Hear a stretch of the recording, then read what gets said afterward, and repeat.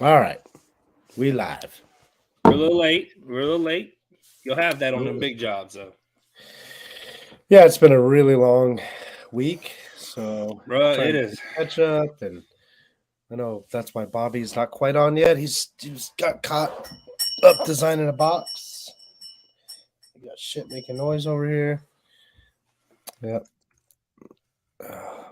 How was your trip back, Drews? You said you got a little sick like me. Yeah, I'm not feeling super duper hot right this minute for sure.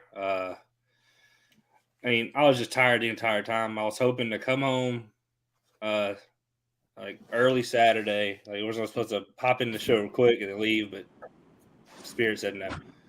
I was hoping to get home Saturday, and have time Sunday to do nothing for the first time in who knows how long, and that didn't happen. I didn't get home till like 11 p.m. midnight Sunday. Yeah, your pop-in What's up, Saturday guys? was Can you hear me literally a okay? pop-in. I could hear Yeah, you, we can hear Bobby. you. Can you hear us? No, Can you I hear sound us? like a fucking robot. You sound Yeah. like a robot a little bit. But yeah, No, Drew, I saw you on Saturday, like pop your head in and said something about Stinky, and then that's the only time I saw you all yeah. fucking No, weekend. we're probably there for maybe an hour. Though I didn't have my own car, so I was kind of just at the mercy of other everybody else, which is fine. But Yeah, I get you though. Bobby, looking Yes. dark over there, dog. What happened? Oh yeah. Oh no. I pressed the Well, something. There I am. you're Okay. you're still Anyway, there. can you hear me Yep. okay? Yep. Can hear you. It might get all Yeah. jacked up now that I'm moving again. There's like a bum trying to run across the street and die in front of my truck. Holy fuck. Okay. Oh boy. Terrible traffic, and now I'm all jammed up in a middle of the fucking intersection. Here I go. Well, get But out of there. We don't want you to get hit. holy fuck. All but right. yeah, Yeah. Well, it Mm. I was apologize for my delay. I was like in my computer screen just designing away, and all of a sudden Steve's like sending me text messages like, "Where are you at, bro?" I'm like, uh-oh. At least I was Yeah. working. It wasn't like I was, watching a movie or something. Oh, I was doing nothing, So anyway, I don't know if Bobby knows what it's man, a like to lot do of people nothing. got sick, huh? Yeah, I'm Seems like it. Yeah. I'm not feeling that Yeah. great. Throat's hurting a little bit of phlegmy action.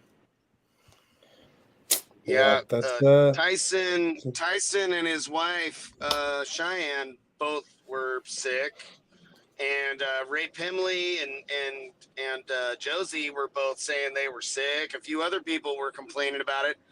I haven't felt sick at all, but I threw my back out really bad, so where it was like nearly impossible to walk yesterday. So I don't know exactly how I did that. The bed at Whiskey Pete's felt like I was sleeping on a dead body wrapped in newspapers, which is a possibility, I guess. Yeah, definitely possible. Yeah, the So the bed. So I stayed at Price's house Saturday night in one of their rooms, and like the bed was so soft, and I'm so thick, boy. I'm like, this is too soft. Oh, too soft. Sorry, but I just have to mute it for my coughing. No, you good. Yeah. Honestly, I took like the well, last 2 days off because this last 2 weeks was a lot. The last month was a lot. So that felt pretty good. I mean, I'm sick too, so I guess I had an excuse to not do shit, but it was pretty Oh nice. man, I Still did wish. some stuff, but I'm not I gonna. didn't do much. I'm not gonna have the ability to not do anything for a while. Yeah, I had to. It's fucking, like I said, last month getting the Explorer finished and then SEMA and putting the Showdown on. And I got a nice little break until at least Sky High Barbecue is the next big show, My which I've next been talking. big What? No? show. Or maybe, well, Ruckus, obviously, but I mean next year that I'm going to, that my car's going to, I should say. Yeah. Yeah. I'm going to. We got Bayou Showdown like 2 weeks from now, but it's only like 45 minutes from my house. So like, does that even? I mean, I don't really count. Like, I'll go and come home same day. Well, that and Ruckus are on the same weekend, it looks like. They are, yeah. Duncan's going to Ruckus, but Price is actually coming down here to Bayou Showdown. I haven't really heard much about the Bayou Showdown. I mean, what's Dude, that it's all it's a truck and car audio show. There is always a line to get in. Doesn't matter what time it is, because there's only like so much capacity in the area, and so people just sit in line waiting for other people to leave to get in. Really? Dude, yeah, it's like They just get a bigger venue. it's just where it is. Well, that's weird. It is weird. It is. Well, I think it's kind of like Orange Beach Invasion. I don't know if you've heard of that. It used to be an audio show, but they got rid of audio. Now it's just a truck show. But like in the show, there's only like a certain limited number of spots, and after that, you can show up, but you're parking outside and you're walking in. But it's like a big spot. Gotcha. But yeah, no. Bayou Showdown it's normally not hot, which is one of the biggest things for us. Yeah, this time of year, they're probably perfect down there, if I have to guess. Yep. Like normally, Bayou Showdown is almost always a high like 75. It is great. Shit, too bad it's on the same weekend as Ruckus, because that's like Yeah, this is the first year Steven isn't going to Bayou Showdown. He's going to Ruckus instead. Well, they never have them on the same weekend, right? They're usually, because I know Ruckus just kind of got pushed back. I think they had a little track issue or something for the first date. I'm not 100% sure though. I don't know. And then there's the Audio Olympics in Houston at the end of the month. I might go to that just because Houston's only like a 4 hour drive, so I could leave like 5 a.m., get there like 9:30, hang out, do the show thing till 5, 6, drive home, be home by 11. Yeah, Saturday, nice. Same day. Yeah, I mean, yeah. And then I said I wasn't doing anything else the rest of this year. I lied.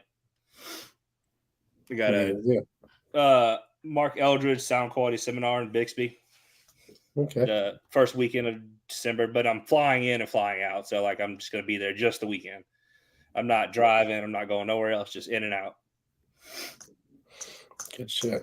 And I'm flying Spirit. Yeah, well, you got to do what you got to do sometimes, bro. Well, no, I'm only doing it because they won't refund that money for that seat that I paid for, and they said they only give me a credit and I have to use it in 90 days. Wow. And it paid for the entire flight. So I'm like, fine. I don't mind Spirit. Everybody hates it. In Frontier, I don't know. I just haven't had any issue. I tried to be high level flying on a low level flight, and it wasn't. I had the wrong mindset. You know what I mean? It just wasn't working. Like for this flight, I'm only bringing one backpack with my laptop and some clothes in it. I'm not bringing nothing else.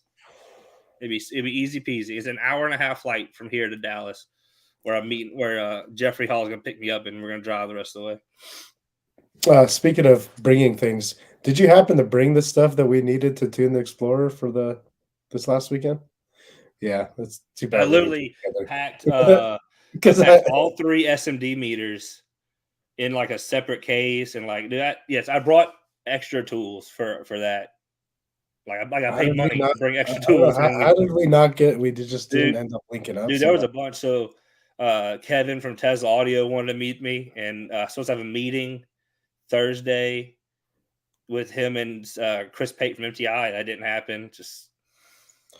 I tried to squeeze too much into a couple of days, and everyone else is also busy. You know how it is. I should have really made it a point to see you because I had no idea that I was going to roast. Well, obviously, if I would have known, I would have seen you for sure. But yeah, I roasted all. I told you already, but the viewers don't know. But I kind of roasted all the cans on my roof. So I mean, you'll have that, especially like a fresh build, dude. A fresh build that is that loud, it's hard to hear when you're having issues. That's kind of exactly what Bobby and I were talking about. Like one of them probably was going out or went out, and I had no idea because there's 12 of them. And once like one of the set goes out, they're all wired together. 10 go out. Yeah. And like, so if one of the 4 wired together goes out, and it just takes the rest of them out basically because they're all wired together. I'm surprised that I didn't take any amps out, but they were still playing towards the end of the night. I was like, man, there's like only tweeter left. I can't hear any fucking mid bass coming out of my That's roof. crazy that the mid bass went, not the tweeter. That's odd. I don't know. Maybe the tweeters are gone too. I can't like push the diaphragm to tell. I mean, but- have you checked the speakers? Maybe the amp had issues. Oh no, the speakers are rubbing so hard. I'd say more than half of them have slinkied. So, I mean, you'll have that. well, I guess I'll have that now. I didn't know I'd have that. I honestly thought I could just beat the shit out of these, which I think I really did. Which might have been the issue. You balance, might have but had the crossover down a little bit too low, and you were trying to play some aggressive bass stuff. And they're just like, no, sir. Yeah, the crossover is definitely probably down a little low, and it probably was clipping them a little bit. It happened. I mean, and that's just stuff like I said that we should have made time to tune it, but Yeah. So now I just have bass. But I saw John got ground pound. I know he's got the other truck, so I mean he's gonna be flying me in at some point to tune all that, and I can just I don't know how far it is from Reno to Vegas, but That's far. 7 hours. okay, so I could fly it from Reno into Vegas and Vegas home. Possibly. I mean, I'm trying to get the all the door speakers sent out, or at least one of each, so I could start mapping the doors out. Then I get the doors built, and then that'd probably be a good time once the doors are built. Have kind of tune everything at the same time. Mm-hmm. And then actually, if we plan it out, I can. Price wants me to change out the amp in his work truck and put a tweak in there too. So yeah, definitely got to. I don't know who tuned his work truck, but the left mids. So if you fade left, you get left mid and right tweeter. If you fade right, you get right mid and left tweeter. Super hot. Nice. Gotta love that. It's centered no matter what you're doing. Big brain move. Big brain shit. That's it. That's how you do it. But so I mean, we'll figure it out. But so, I want to limit how much I travel in the next 6 months. Yeah.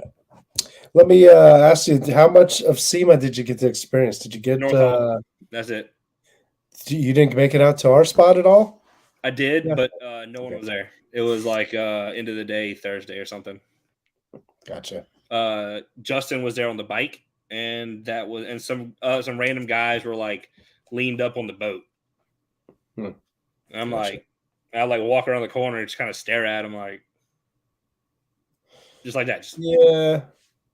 Honestly, now that we know, hopefully for next year, I wish the dude would have told us earlier, but he told me Friday afternoon, I forgot to tell you guys, you guys could have just went ham at 5:00 once it closed. You could have bucket just straight full tilted everybody as they left. And I was like, well, that would have been nice to know 4 days ago, because that would have been huge. There was thousands and thousands of people that had to walk by us. I'm sure. Yeah, because they had to walk right by there to get out. Yeah, so we could have. That's why I went that way, because that was the fastest way out to get an Uber. Yeah, but it was epic, man. I mean, I heard the spot was so good. Oh my gosh, it sounds amazing, right? Dude, how is there so much bass coming out of that thing? You must not have heard the black bike next to it then. No, it was just the DC bike that was playing. Oh my god, the Limitless bike, the amount of bass that thing produces is fucking insane. It makes no sense. It literally sounds like there's a dude next to you in a car with 2 12s, 4 12s in the trunk or something. I don't know. It's got 6 12s in those bags, and they're it's crazy, dude. But that bike drew a ton of attention because it's just loud everywhere, super loud vocally, and then once the bass hits, everybody was just like, what the hell? How is this coming from a motorcycle? No, this doesn't make sense. No. But yeah, the spot was freaking perfect. They did us right this time. Not like last time. That was good. Yeah. Yeah, we gave, man, I can't tell you how many demos were given to people who have never gotten a demo before. Between Bobby and Allie, I mean, they probably gave, I don't even know, 500 plus demos each. I believe it. 4 days. Yeah, it was I absolutely believe it. And then I didn't plan on going out. Was it Friday night? Yeah. I had finished tuning something down for sound. I was just sitting around doing nothing, tired. and Derek Haddock and Brandon show up in a party van with their wives to drop off luggage. They're like, what are you doing? I'm like, nothing. Like, get in the van. Okay. Yeah. And then we ended up with Jay Jones, Matt from McMahon, and Derek from McMahon. And it was not the vibe. Where'd you guys go? What'd you do? Yeah, we just rode around getting tore up and then end up on Fremont Street. In the van? Yeah, that's cool. Fuck. I didn't go to Fremont at all this year. That's one thing about doing it all. I was just along for the ride, drinking my White Claws, buddy. Yeah. I need to figure out a way where I can make it more fun to do this. I mean, it's not that I don't have fun, but I don't get to have fun. You know what I mean? Yeah. Yay! You made it. Sorry, everybody. We've been slowly treading water, waiting for our star. Yeah. And for a moment, you guys sounded like robots underwater that were drowning. And then all of a sudden it shit out, and I was like, all right, I'll just wait till I get damn home. So, anyway. Yeah. So how was your trip back home, Bobby? Okay. It sucked ass. I woke up on Monday morning at whatever hotel we were at, and my back didn't want to work. And then I had to pick up my extremely heavy bag of luggage and put it in the lift car after we got into after we landed in SAC, and after being on a plane for an hour and a half with my back spasming, and it was and you had like awful. A super early flight too, right? Like a 5 yeah, our flight was like 5 something. We got home at 6:35 a.m. But yeah, anyway, I got home and I was like, man, I'm pretty out of whack. I contacted my chiropractor. I went in and got adjusted, but sometimes when things are really out of whack and you get adjusted, you're better, but you're really sore. So I was like super sore the rest of the day Monday. And yesterday I didn't do shit. I was like talking to customers and sending emails, and is all I could do. I just stayed home and I was like laying on my back in bed, like doing emails. And I did watch like 4 of the first 10 Ultimate Fighting Championship things from the 90s. Yeah, how was that? Man, you really watched them develop as fighters from UFC 1 to UFC 10. Yeah. And it was really interesting to watch all of that and see these legends and how they fight and all this cool. It was pretty interesting. But that was I couldn't, like, getting out of bed. It was like I had to gear up, man. At one point I had to pee, and I probably held it for an hour and a half because I was like, I don't want to get up. I'm just gonna hold it. Just like lay there squeezing it, pinching it off. You're like, like it's gonna hurt too bad to get up. I don't want to. Yeah, I'm gonna have like 50. Maybe I'll just pee off the edge of the bed or something. Bro, so in UFC 1, isn't it? I'm pretty sure that's the one where homie gets punched in the nuts like 25 times. UFC 2. It's UFC 2. Okay. Yeah. Oh, dude, I remember that one. The craziest one is the and I think it's UFC 1 when the dude elbows the guy in the head and then blam, his head is like bouncing between his elbow and the floor like 8 times. And then he's like, and the ref doesn't stop it, so he like kind of blaps him one more time. And you're like, ooh. I'm not sure. He's like looking like you should say the fight is over. Yeah, before they knew shit. Yeah. What's this? I don't know. What is this? 3 dudes. Do you know who this guy is? I know who Pippo is. Oh yeah. Pippo Sanchez. He's I think he currently owns a hail repair company, I believe. Like he's like an awesome mobile setup, like a big rig basically. They like chase hailstorms. They're like, it's awesome. But he has been competing in I think it's base boxing. I've been base race forever. Like, I remember watching his stuff at least 10 years ago, going, I want to build like that. Yeah.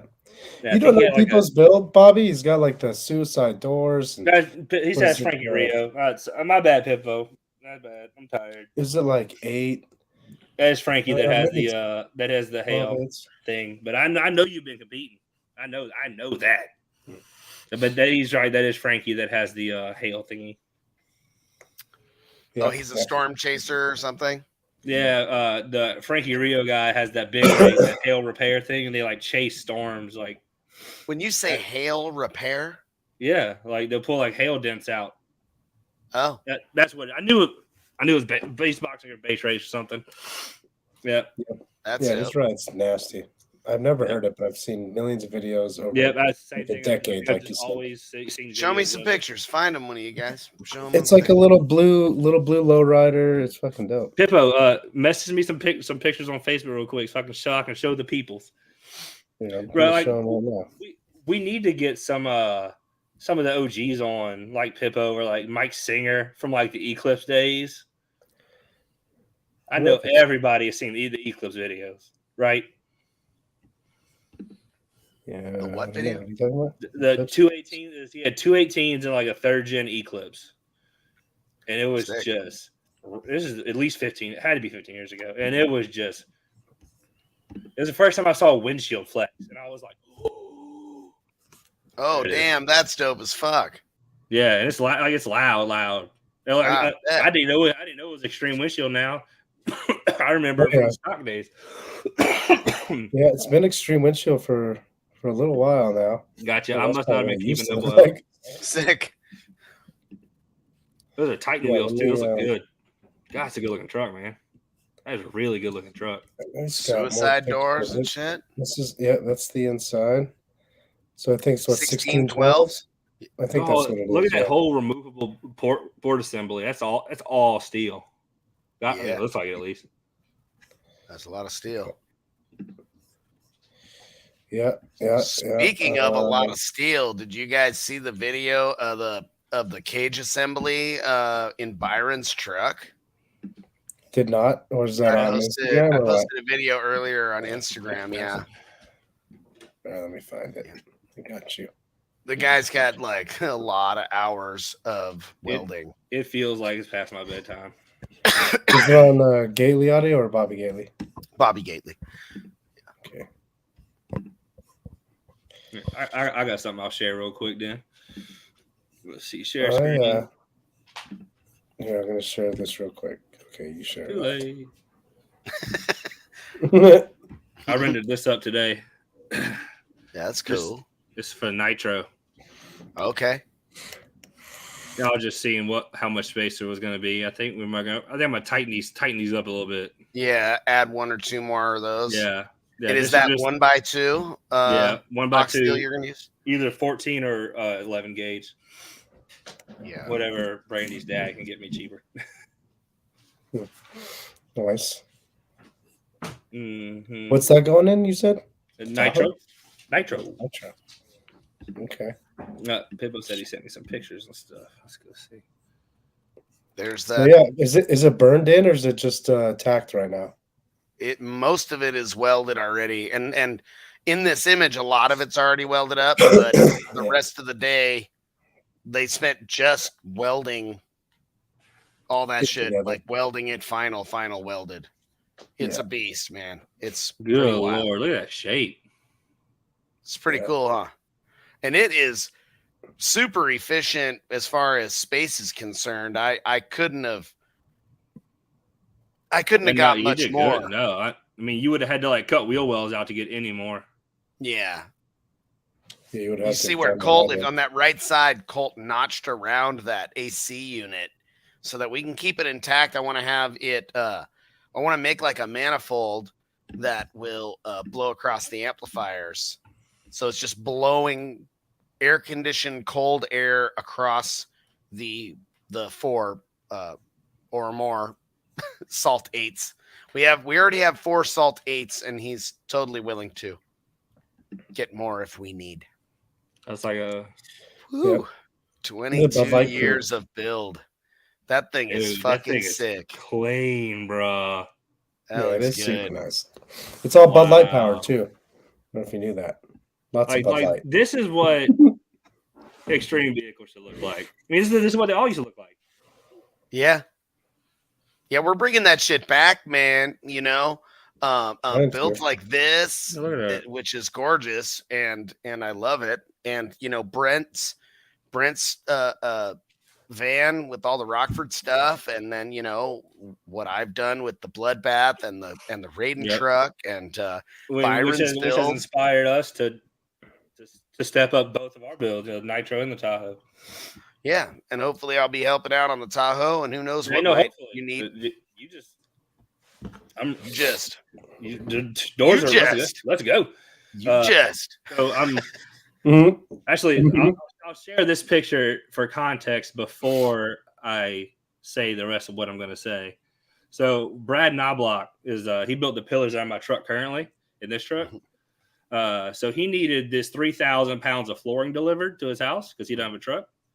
Yeah. So he said, "Hey, if you deliver these, I'll build you a set of pillars for your Tahoe." So I'm like, "Okay, well, look, let's do that, but don't finish them. Don't make them pretty. Let's just try a couple different layouts. We'll see what fits good, and we'll send Bobby all of the pillars that fit good, and let him pick, and then make the pretty version."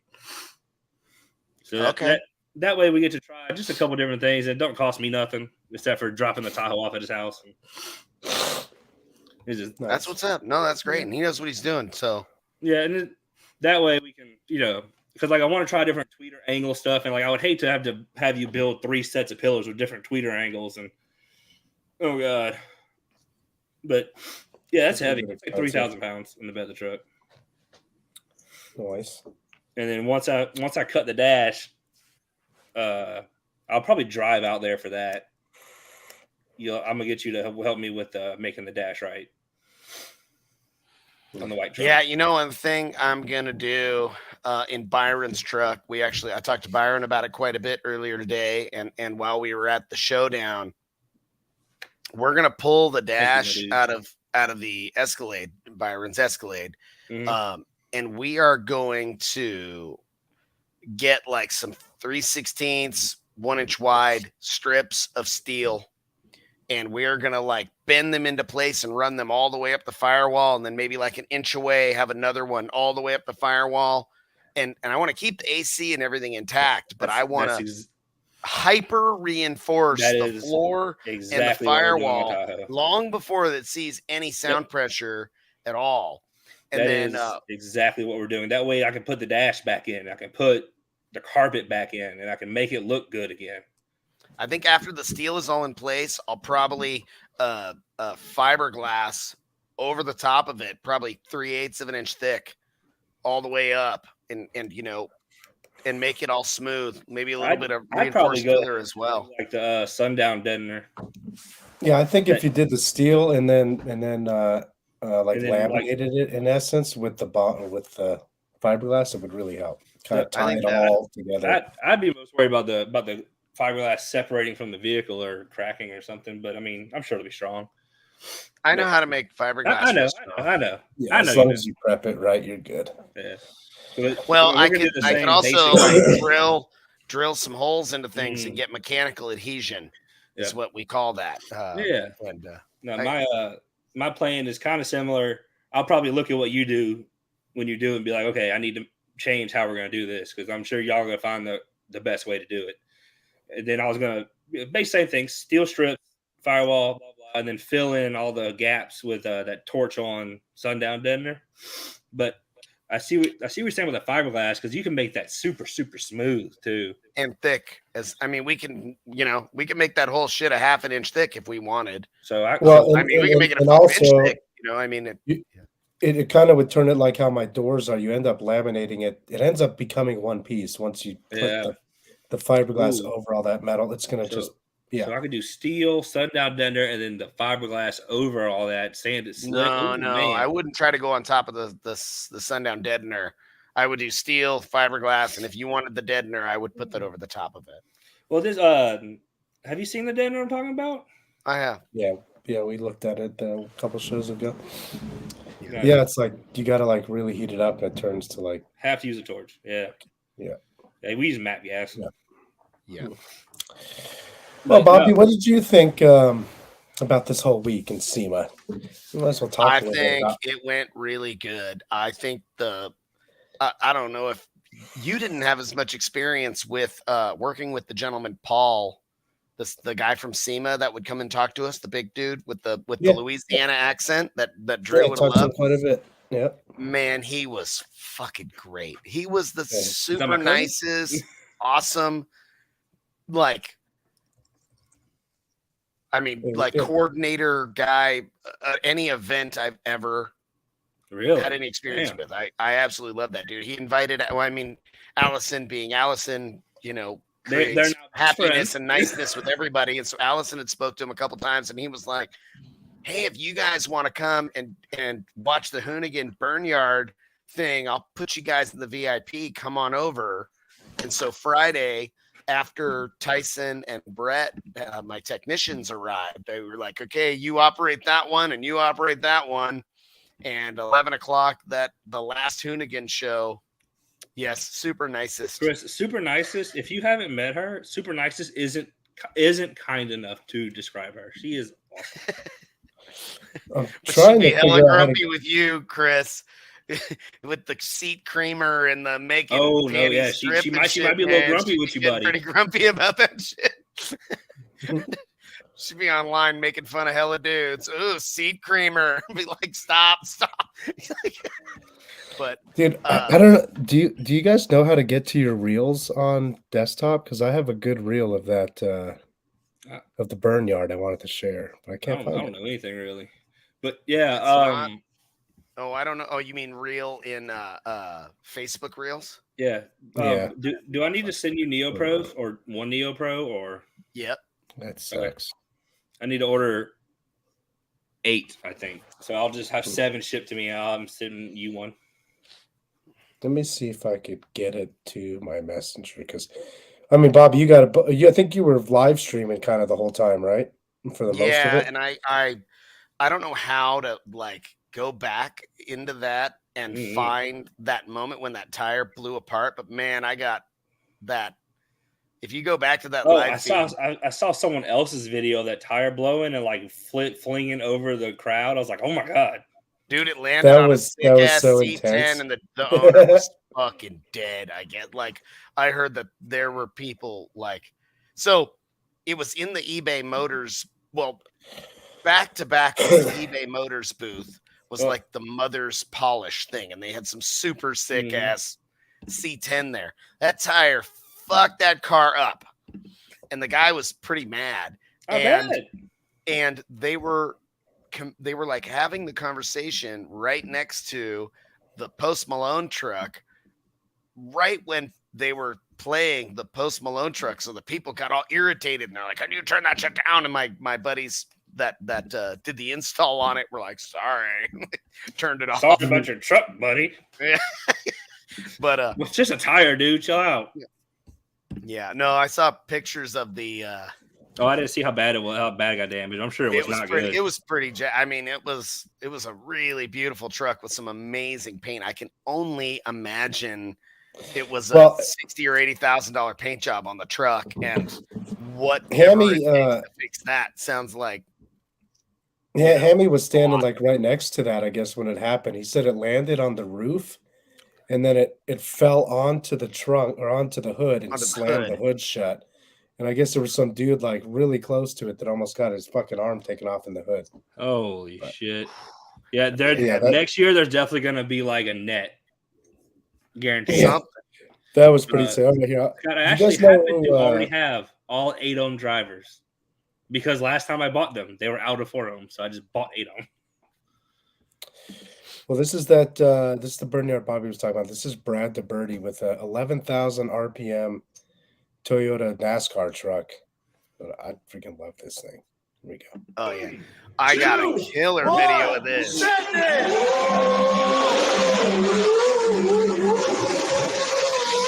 Good night. That was, I mean, they just escalated on how awesome the next guy and the next guy and the next guy. Until the last thing, but Steve had already bounced out by then. And then, what is it? BJ Baldwin came out with his Black Rifle Coffee trophy truck, which was a massive unit for in there. And he had such incredible control of the truck that he'd like hustle straight at the wall and swing it in and skid right up inches from the wall and like fling a bag of coffee out the window and then romp on it, do some donuts, and then hustle over to another wall and come skidding in, throw a bag of coffee out the window. It was like, holy shit, dude. It was really cool. But this thing was unreal. Yeah, and dude, the guy that I liked the most was the dude in the blue, what was it, Silverado with the 24-inch Forgiatos. That was just going nuts, dude. I tried to blow up the motor, but he don't want to. Dude, Yeah, that was he was on the rev limiter for like minutes, the whole time, like wide open. This guy catches his car on fire pretty quickly. Yeah, it was fun, dude. I had way more fun than that. Reel, my reel is only like 8 seconds long, and it has that thing catch on fire. It happens right here. I can't get to the reels. I just have to share videos from my phone. Oh, I see.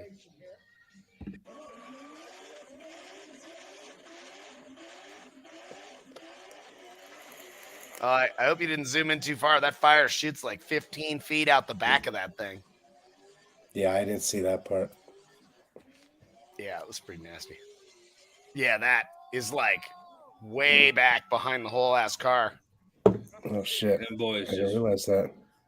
Oh, I hope next year they might have had one. I didn't see, but I hope they have like an Australian style burnout vehicle. No, they were talking about it though. The guy was like, "Hey man, I got some buddies out here from Australia, and they're laughing at us because you know they got 200 mile an hour wheel speed, 250 mile an hour wheel speed, 4,000 horsepower. Yep, and they'll have big old skidders or something." And they'll just be ripping those things. It's insane. Cletus McFarland out in Florida, he had one of those Aussie burnout cars, like a Camaro, had a giant blower, ran on straight methanol. It was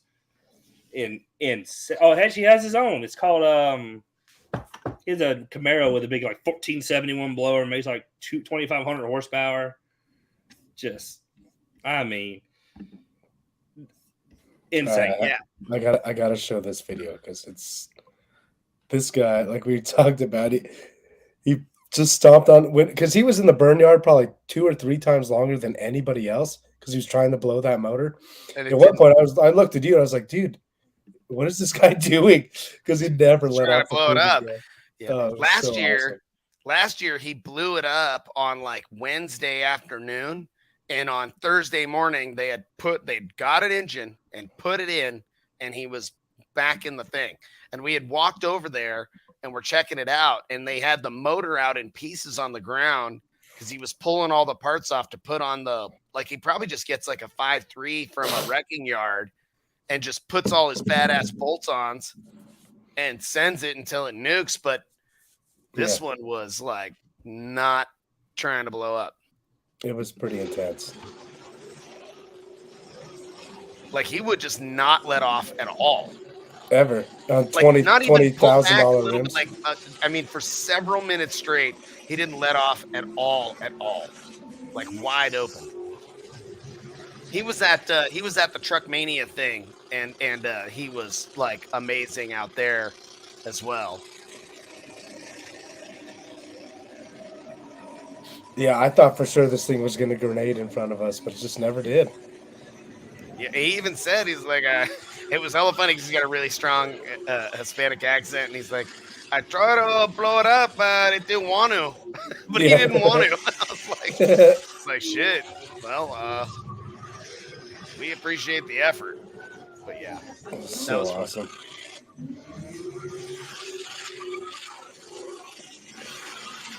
Did you notice how much those wheels were chattering in the back? No, you can't tell in the video. One of those tires was blown up. I thought at one point that rear right wheel was coming off because it was shaking. It was so bent. Freaking hard. Super duper bent, bro. Like he'd hit when you hit the wall with a freaking 28 or 26 or whatever that is, bend the shit out of it, and they were just the back wheels just bent to shit on that thing. But I mean, it don't matter when you're just sitting there doing a burnout. It probably helps you destroy things. But more vibrations. So SEMA was really awesome, and every opportunity, y'all killed it, man. Every opportunity we had to give demos every single opportunity that we had the bloodbath and the Raiden operating. It was most of the time was Allison operating the bloodbath and me operating the Raiden. And then for that short part of early or late Friday morning, Brett and Tyson were operating the vehicles, and they did a great job. And then, it was, that bike would get a crowd going. The boat would get a crowd going. The shit show and the ground pound would bring people from a mile away heading over there. And then, those things had a pretty short operational window. And then everything else would just, people would crowd around and get in line. I'd be back in a second. Give like 15, 45-second demos, because I only had like 10 minutes to work with. But we got a lot of people in and out of the Raiden. Tuesday was really cool because we were able to just play all day, wide Tuesday open. That was wild. Yeah, they didn't really care. Obviously, we made a few people mad because they made us stick to the schedule the rest of the week. But yeah, the only thing that Paul didn't mention to us that he mentioned to me Friday afternoon was like, I forgot to tell you guys at 5:00 you guys could have went full tilt as long as you wanted. Yeah, we didn't know that until Thursday afternoon, and the whole thing was over. Yeah, and I was like, oh man, because the amount of people that walked through the booth at the end of the show was crazy. But so John Robbie took this picture, and this is literally still within that 10-minute window, and you can see how many people, it goes from 20, 30 people kind of walking around to this in less than 10 minutes, probably 5 minutes into it. It was freaking awesome. Couldn't have asked for a better spot. Yeah, that's the best spot. John Rabbie's truck in person is amazing. The guys that built that thing, Jeff and his crew and John have this incredible attention to detail that I really appreciate and admire. That thing is absolutely gorgeous. And then, I built those crazy ass suspension links, and they are some of the wildest shit I ever built. And that monstrous stunt wall, it was probably harder to wire that thing up than it was to build that damn thing, that whole structure. So, yeah, I don't know if you have any pictures from SEMA on here, or not on Facebook, on Instagram. That's where you want to go. John's truck is astounding. Bobby worked actual magic on that suspension. No, those parts are pretty wild, dude. That's what I was gonna say. When you were talking about SEMA, like, dude, your work is such an inspiration. Like, you're absolutely killing it, dude. We're trying really hard, man, and I really appreciate that everybody loves it. Shit ain't easy. No, you were a major contributing factor to a lot of us pushing harder to make our stuff look better.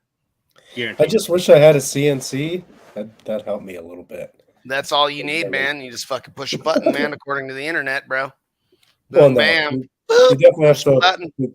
The design side, Fusion is that still takes a lot of skill and effort to figure out. So you just got to learn it. You just got to work at it, do it a whole bunch. But if you got to have vision, exactly. If you have vision, I know of a half a dozen shops and that have CNC machines that there's just like shit piled up on it because nobody ever figured out how to operate it, and nobody had the vision to create anything with it. So you can have all the tools, but if you don't learn the skill sets to how to operate them and do something with them, then you're not going to be shit.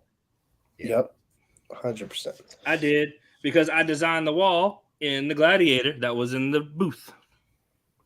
I did not get over there. I literally only got over to the kicker booth. I saw the Battle of the Builders, and then I walked back to our section. I hung out in our section 99% of the time, except for Thursday. I took off to get ready for the Showdown. But I actually went the other way. I made it to the kicker booth, and I made it to the burn yard. That was like the only part of SEMA where I was doing something that wasn't business related. We did walk by the DB Drive booth. Yeah. I'm still rocking that logo. You and Allie, like, You and Allie, literally, I want to thank you guys because you guys take this opportunity so seriously and realize how big it is. And you guys were there from, when you're supposed to be from morning till end and demoing for that full 10 minutes. You never missed a minute, even during the burn. Or there was one time where I thought maybe you guys wouldn't make it back, but nope. Like a minute ago, I When saw we you went and to Allie the kicker running across booth- the parking lot. When we went Yeah. to the kicker booth, we were running late, and we brought Dean and Fernando with us because they were hanging out there in the kicker booth with us for a minute. I said, we got to go, and we're gonna go demo the trucks. And Fernando's like, what?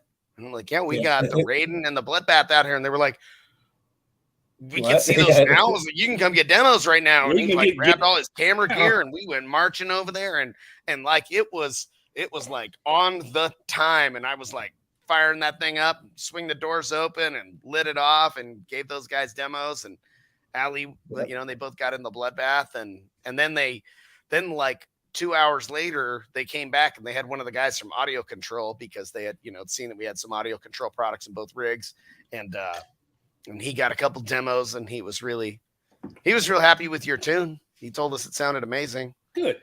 Yep. Actually, some you guys that are big in our industry get in the Raiden and tell me that it was the best demo they ever had of any kind, because it's loud and it sounds perfect, and it was fun, and it's beautiful. It's a top 5 like overall demo experience for sure, especially because then you can just you can just sit back, relax, and enjoy it. You're not like in pain. You're not cramped up in the corner. I got the AC blowing. You get in if it's hot outside, and I got the AC blowing cold air through the seat. And I had a big old man that was like 6'9" and like 400 pounds climb into the Raiden and get in, and he was like, this is the only one I can fit in. And I was like, if you had to pick one, this would be the one you want, buddy. And I fired that thing up for him, and he was like, oh man, he loved it. There's a picture of me and the guy, and it looks like I'm 3 inches tall next to this gigantic man. I mean, he's like 1.5 feet taller than me. He's just like, jeez. Yeah. So RJ, what a lot of people don't realize is it's easy to make something pretty. Well, not easy, but it's easy to make something pretty once. It is hard to keep it pretty with a build like the Raiden. Hard. That's why we normally have to fix it every time we get it home. But man, both the Raiden and the Bloodbath, they just stayed chooching along for frickin' 7 days of demoing. Yeah. Yeah, even at the Showdown, I mean, you guys let it rip at the Showdown. I mean, we were at no holds barred there. You guys everybody was allowed to demo all day, both days, and I saw you guys letting it rip. I was thinking to myself, like, God, after all those days at SEMA, they're still out here just. Dude, that's one thing I thought too when I saw Allie giving demo the Bloodbath at the Showdown. Like, bro, she's still going at it. He was having fun, man. He was liking it. Like, this is cool, and like, a lot. And man, people loved it. Like, your wife is amazing. I'm like, oh, dude, she's my favorite person in the whole world. So it was, it was really. People cool. don't realize that everybody wants a super loud demo build until they got to fix it every time they take it to a show. Yeah, that's why I built mine the way I did, so I don't technically have to fix it too much when it's done. But just the one definitely make that thing really beautiful. But there's still there's a difference. It's pretty big and extreme build. It will be pretty. It's just different than a chocolate Raiden. It's just different. Well, yeah. Well, Explorer's got a long ways to go. That hard body was sexy beast, and that thing was a full-on extreme vehicle. I'm all, damn, bro, that thing was killing it. You're right, though. Actually. Yeah, no, I want mine to look like a show car. Baba was the very large gentleman that was able to climb into the Raiden with me, and nice. I tell you so I got to meet Dean and Fernando the first time I got to meet him in the kicker booth. Man, I knew Fernando was going to be short, but my dude, I'm envious of his ability. I was walking with those two guys, and I was like, damn, man, I look like a full-size person walking with these little guys.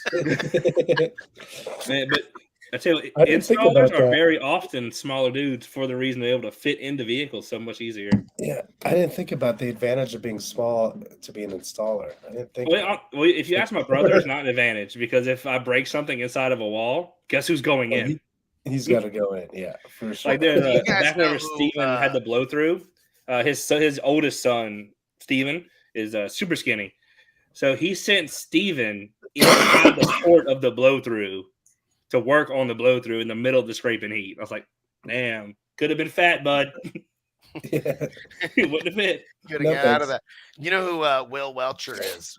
He's Mad Vibes on Instagram. He's a good friend of mine. And Will is like 6'6", like 285, 290. And it's like pretty low body fat. He's fucking jacked. He's a giant human. And he's got his Mazda 6. And he had these custom 18-inch subwoofers that weighed like 160 pounds each. They had like these massive motors. Yeah. And he's like, I can't fit in my car to put those in there. Yeah. I mean, you'll have that on them big jobs. And I was Bro. like, fuck. And so he picked the woofer up. And then I would grab it by the motor, like kind of upside down. And then as he would flip it over, I'd put it in a headlock with the big ass motor. And then he'd like support me while I climb into the car. And he's got his hands like under the surround as I'm sliding this thing into place. And then he's like, my fingers. And he like pulls his fingers out into place. And then I'm like, okay, cool. And it was like, oh man, it's going to be way harder to put the one on the driver's side in because the steering wheel, it's like, let's pick up the one that we already placed on the passenger side and move it to the driver's side so we can bring it. So then the two of us are like in there, like inching our elbows across the baffle. And Yeah, no fun. so being the little guy, I had to put the giant, like I got this giant muscle dude that could probably curl one of those freaking woofers, but instead I'm the one small enough to be in the car with it in my arms. So that's my brother's struggle. And then so Nick had gained weight, like doing some, I don't know what he was doing work wise, but he wasn't like doing any physical labor. He started plumbing again. He lost all the weight. Now he's like 150, but he's got them blue collar muscles. I was like, bud, I got some bad news for you. Now you strong and skinny. Go ahead, climb in the wall. Go ahead, just set up a tent. So I wanted to respond to this comment. So yeah, it was the last thing I drew, and honestly, after I drew it, I was like, I should have drawn that separately because I put all of my tickets in there too, and I would have been nice to have one of those pieces. But live and learn, I guess. Next year we'll split it up. Dang it. Oh yeah, I was gonna highlight this one just because talking about the rating. All right, Jerry, y'all can do that, but you have to tow 15,000 pounds to the show, then compete, then tow that 15,000 pounds back somewhere else. Well, I mean, as far as the way it sounds, it may be close, but it's not going to be close on the I don't install. know. I think this is a truck. I don't remember. It's beautiful though. I'll put my shit up against it. Well, I mean, I'm sure there's pictures of your shit all over the world, man, and nobody gives a fuck. Nobody gives a fuck. That's just all there is to it. So, sorry about your luck. It's nice. I saw it at not Wake the Dead, Made of Steel. It's super nice. Yeah, he has a nice build. No, I actually offered to have him. Give me 1 second. I got a phone call. That's kind of be part of the SEMA thing, but it's pretty far away. He's down in Florida.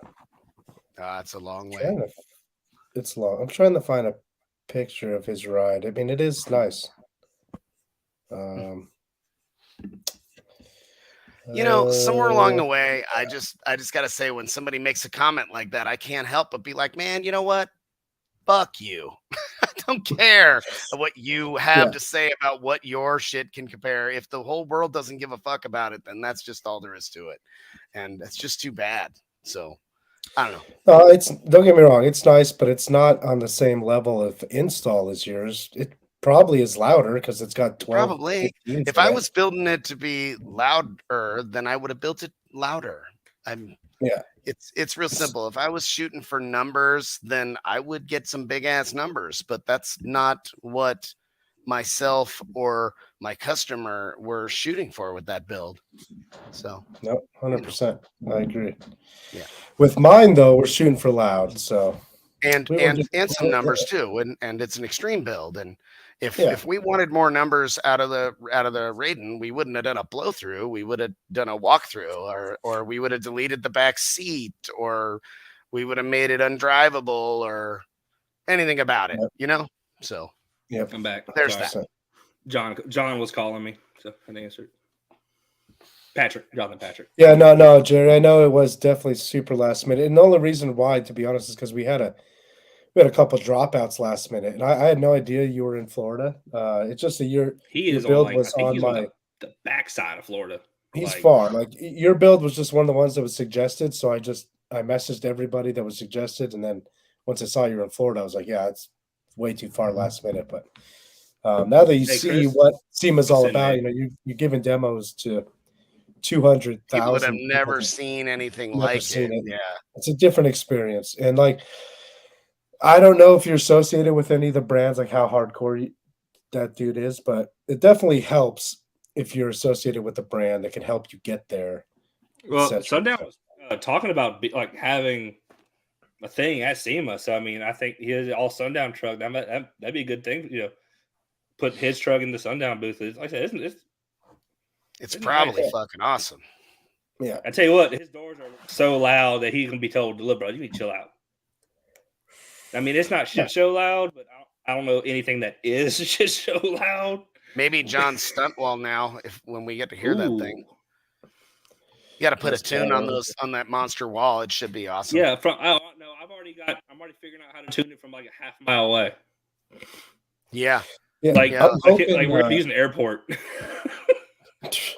I'm hoping to have the doors done for the barbecue. I'd like to have the Explorer almost like done, just not with For the the right Sky High stuff. barbecue?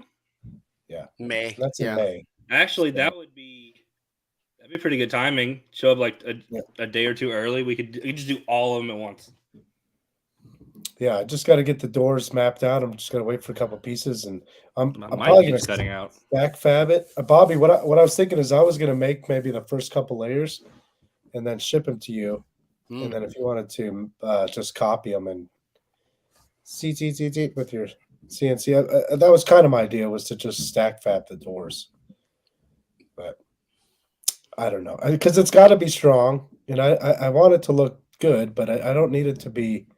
It's got to be function over form, I guess.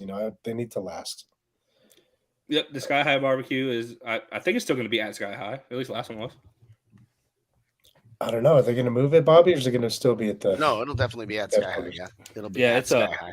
Yes, it's a great vibe. That is probably and everyone even said that there weren't a lot of people there, so it was mainly just like the boys, which made it even better for me. I think it was all just the boys. Yeah, I think this one's going to be quite a bit bigger though. Last one was May almost just 6th. like Okay, put so I need together. to make sure that I get there like the 3rd. Got it. 6th and 7th, or 5th and 6th. I wonder. Yeah. Allie? I'll show them. Maybe what 2 days is it? Of course, yeah. Yeah, we will be at Slam. I will be at We'll have a Slam. Raiden at Slam because it should be back to like shortly after the barbecue is when the Raiden will go back to Jim, the customer. I'll be there. Hopefully, not hopefully. The Nitro will be rebuilt. It'll be there. That'll be the Kicker Broncos debut at full power. Tahoe might be there if someone drives it. Where's the kicker going to be playing full power? Slam. Okay. Yeah, that's when they said they want to like bring it out full power. Well, that's good. Mhm. It'd be dope to have some subs or amps by that point. To tow the Explorer all the way out there with S's in it, I don't know if I'm going to do that. I don't foresee that being a thing. What, that I'm going to tow it out there with S's, or that I'll actually have subs by then? I don't foresee you not having them. Is what I meant. I have a feeling I will not have subs until like Oh wait, a you're month doing before 15s, SEMA. aren't you? 15s, yeah. Like I'm considering doing 12s just because I know those seem closer. Yeah, way closer to the first ones that had come out, the 12 twos. So maybe I should just do a temporary baffle for 12s. Just do 9 That'd be 12s for sick. now. I don't know. So I had that. What do you mean? Why wouldn't you put 9 different 15s? Well, because they're not square. Oh, yes, the squares. I mean, Yeah. I don't know. It'd be really weird. You'd have to do 16 or I something. couldn't fit. I mean, I'd have to. Oh, you'd have to cut your brace assembly out. Yeah, it wouldn't work.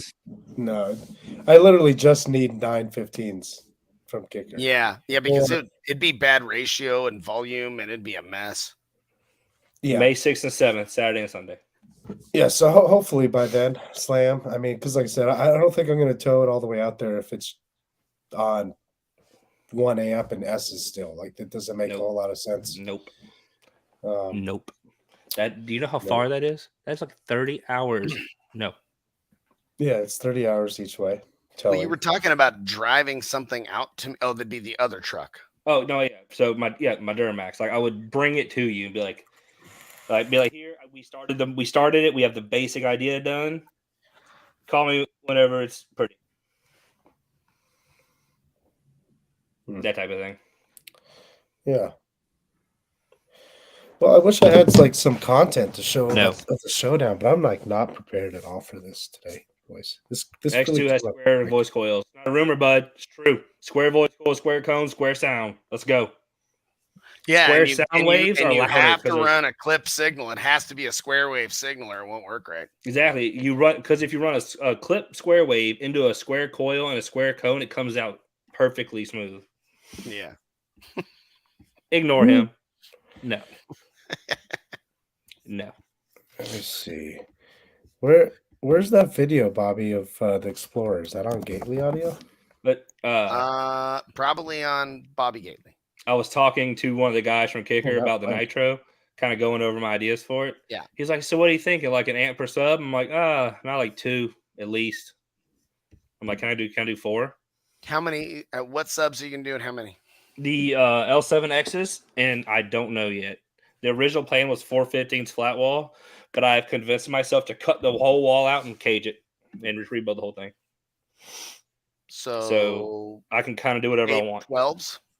That's kind of what I was thinking. 812s or not 912s, like, but we won't have the height to do 9 the way I want. So I don't know. That's why I went ahead and rendered the basic shell of it, so I can, when I get some time, like late at night, I can play around with different. Like, I'll do crazy configuration and just send the file to Kicker and have them CNC it out, and then mail it, like post office it to me or something. Huh. Okay. USPS next day air. Well, here's my Explorer debut at the Showdown, for those that didn't know. And it ate the lows way more than I think any of us were expecting, at least more than I was expecting it to. You need better sources. What do you mean? Are you talking to me? No. El Fuego said that his source says there's going to be a 10K Warhorse. I said he needs better sources. Well, he's not wrong. What's wrong with my head unit? Well, I mean, I guess there is a 10K Warhorse, technically. Yeah, just nobody knows about it.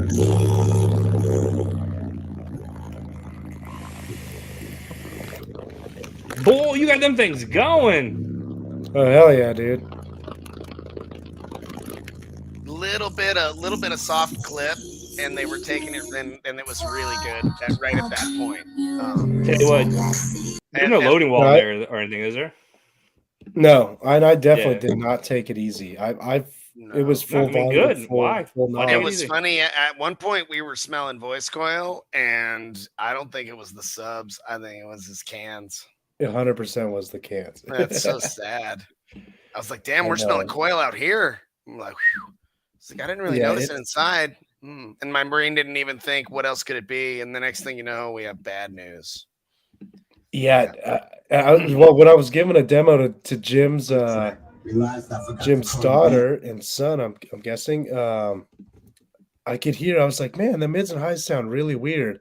and then they started sounding weirder and weirder until there was no mid, and it was just like ear piercing highs. It's like, oh, something's wrong. Turn those off. And they were all locked up. You did a 161 with. I don't think you have a side window in there, do you? It was 161. The passenger door was held closed with a strap. Is there a window in that door or no? There's a window in it. Yeah. Okay. It's a little too thin. It was really flexing like crazy, even with the other door open. So yeah, it actually. I mean, imagine it's held with the door is held closed with a ratchet strap, and it's got a. I mean, and you did zero window. Testing prior. I mean, none. Like Well, zero. It really wasn't even the window that was quite flexing. It was the top half of the door, because now The top the door half of doesn't the even, door, yeah. yeah, the And door with doesn't shut. with extreme vehicles like that, any flex in the cabin absolutely wrecks the score. I mean, to even do a 61 with no testing like that. Yeah, solid. I was pretty happy with it. I have no idea how much power, but the passenger door doesn't close correctly anymore. So just that one show kind of fucked it up. It's probably because the Bro, door's go ahead so and just heavy. bolt it so shut. Go ahead I and just gotta do it. figure that out. Just I'm bolt going it shut. to eventually. How about Carlos with Delilah Right? doing the 84.96? I'm like, Dude. damn. I cannot wait for my boy to do an 85. He works so hard. He works his I ass love off, it, man. And that's I don't know if you guys know, but he had 40,000 watts left on tap. And he just didn't want to give it more, or Yeah, he holds all like the full tilt knob for finals, basically. Yeah, but he probably wants to hold it for like I love base wars, but I think he'd probably rather do the 85 in a drag event in the end, just because it's drag. Yeah, no, he's just kind of waiting. I mean, it's always at all the smaller shows. It's just kind of trolling almost. Yeah, I mean, because you don't want to do something like record setting like that and not have a way to 100% verify it, like lock it in. You know what I mean? Yeah, and he's doing. He's getting more power. So I don't know if he's just doubling amps or if he's going to That's something something he was bigger. selling it. He's selling the GDs. They're sold. Yeah, they're going through them. Half of them sold already. So I don't know what his plan is, but he said more power. He might be going with salts. I don't know. But the thing about the salt amps, they're just humongous. I don't know if you could get the same amount of power in the same footprint as you can. So I know Chris Russ is in here. Chris, have you announced anything about your build other than like getting the deadener? Have you told people what you bought today? I didn't even know Chris had a build going. Yeah. Yeah, he was I talking think about he wanted me to come load his subs. Yeah, he posted a picture. He bought a Jeep like he used to have. I know he posted a picture of that. He bought a whole bunch of deadener. He hadn't said what else he's bought, so I'm not going to say it because he ain't told nobody. But I think that's kind of seems like to be the trend lately. There's been a few builds that just come out of nowhere that I have no idea people are even building. Like the build that got best demo with the Showdown. I had no idea that thing was even a thing. And it ripped my freaking wig off. And I was after getting it. Josh McDonough. It's got 12 15-inch avatars and a 6 order. It was retarded. It was a really good combination of very windy but super violent and aggressive, man. And it was loud and all over the place. And can you find some pictures of it so I can see it? I'm gonna try. I know. Chris's what was the guy's name? Is his name Fernando? That the guy that had the 9 Nightshade 18s is the one that built that. Yeah, they were parked right next to each other. Really, the enclosures seem to be kind of similar. But this one had 12 15s, and that one had the 918s. And that thing, the 918s, is like the windiest thing I've ever been in. Yeah. Is it gonna be a secret? No, I'll tell you, bro. I'm gonna tell you this: if Chris's build is anything like his last one, it's going to fold people in half. Because his last build would fold people in half. Is it going to be named the seat creamer? The dudes will be creaming the seats. All right, so this needs to be Chris. This needs to be your plate for it. All right, I only have a demo. I only have a video of Francisco's demo. I didn't get one. Well, I was getting one of Josh's, I was just enjoying it too much. But yeah, the difference, like you said, Bobby, I think Francisco's was a little windier, but Josh's the bandwidth it had from 20 to 40 was retarded. See Creamer. Yeah, that was funny seeing that or hearing that at SEMA over and over and over. Oh, the fucking funniest thing was, and I think it was on Tuesday, Allison was playing, and I think it was the song Laffy Taffy. I think we talked about this last week when we were at SEMA. Allie's playing this song, and like the lyrics are like, I could smell that pussy from a block away. And I'm like, whoa, she's playing that song. And I was sure that shit was going to be like, whoop, and it'd be a different song right away. And no, it kept going. Like another set of lyrics later, it's all pussy nigga, blah, blah, blah, blah, blah. And I'm like, oh, I'm just got to turn it off now. Nope, kept going. And she's just in there. It's like you can hear the SEMA people be offended. Yeah, it was so funny. I'm like, oh That's my awesome. God. Then she's like, I can't believe I just fucking played that song. It's like, yeah, don't play that one. Whatever the hell that was. It was really funny. Oh, damn. Oh, yeah. Oh, so this is in the Wolfram build. This That's wasn't my dude. Yeah, this is Lorenzo's Which one build. was They won this? Best of Show. This is the Yeah, Wolfram. Yeah, it was Wolfram really van. pretty Wolfram truck on some big old wheels, and it was pretty clean. Well, look, it distorted your whole face. Yeah. But yeah, they won Best of Show, and these guys, anytime a sub blew, they just pulled it out, they grinded it down, reconed it, stuck it back in, and kept playing. It was pretty So cool. I asked the guys at Sundown over the weekend. I'm gonna ask y'all, see what y'all think about this. I'll wait till after the video's over. So I think it is a bad look for a company for, I don't care how loud the demo vehicle is, to constantly blow subs at a show. Like if you're at a show and you're running I'm gonna use Steven for an example. That way no one else can get mad at me. Steven blows 6 Nightshade version 3s in a show. I mean, the van is loud, but I feel like that's kind of a bad look for Sundown. Like, why are they blowing up so much? And people who don't know what it is may just look at it and go, oh, those things just break easy and leave. Well, I mean, Yeah, I remember seeing somebody post a picture of all the cones, the Sundown cones in the dumpster at Slam a couple of years ago, and they were all like making all this shit, and it was like there were more Sundown cones in that dumpster than there were of the brand that guy was running. Yeah, exactly. Of the whole entire people show. with common sense will realize that you will blow more Sundown subs will blow up than Pickle Rick subs because there are more Sundown subs out there. Well, most Sundown, all Sundown subs are 3-inch coils or less, unless you got the teams, and almost nobody has the teams, and they're putting 2 to 3 times rated power, if not more, to every one of these Sundowns. So I mean, it's kind of bound to happen. Yeah, but I don't know. But this is you know what I'm saying? No, 100%. I mean, it really says a lot on the builder when they're blowing stuff up. And like, I mean, there were a couple moments where I was playing the Raiden and we did all the testing and we was like, volume level 32 is where we want to keep this thing with most songs. A couple songs, it seems a little better at 31. But I had this young lady get in the Raiden and we were trying to do a hair trick. And this is going to sound rough, but man, her hair was a little dirty.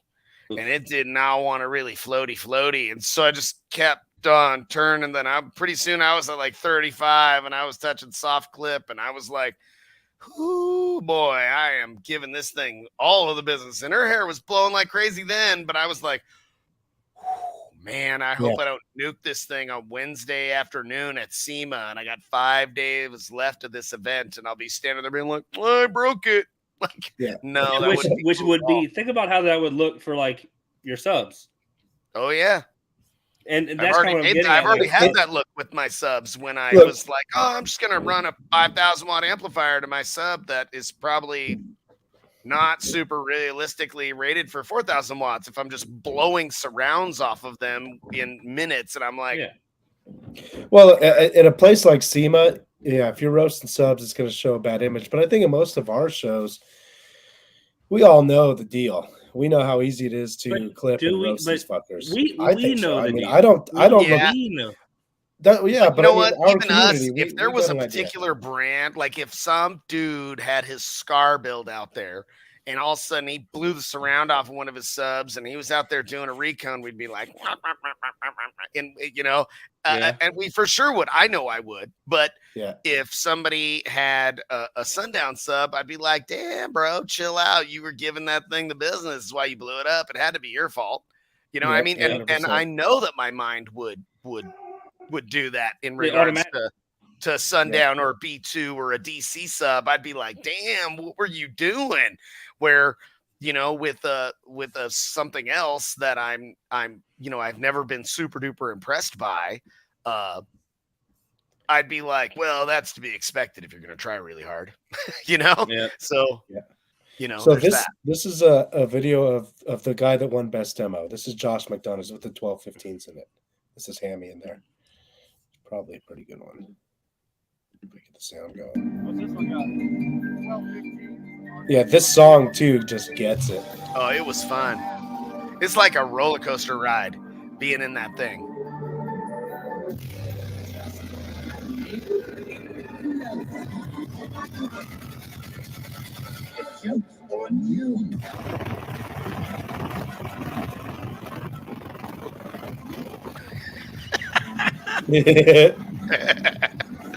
It was so fun to be in that thing. It was really cool.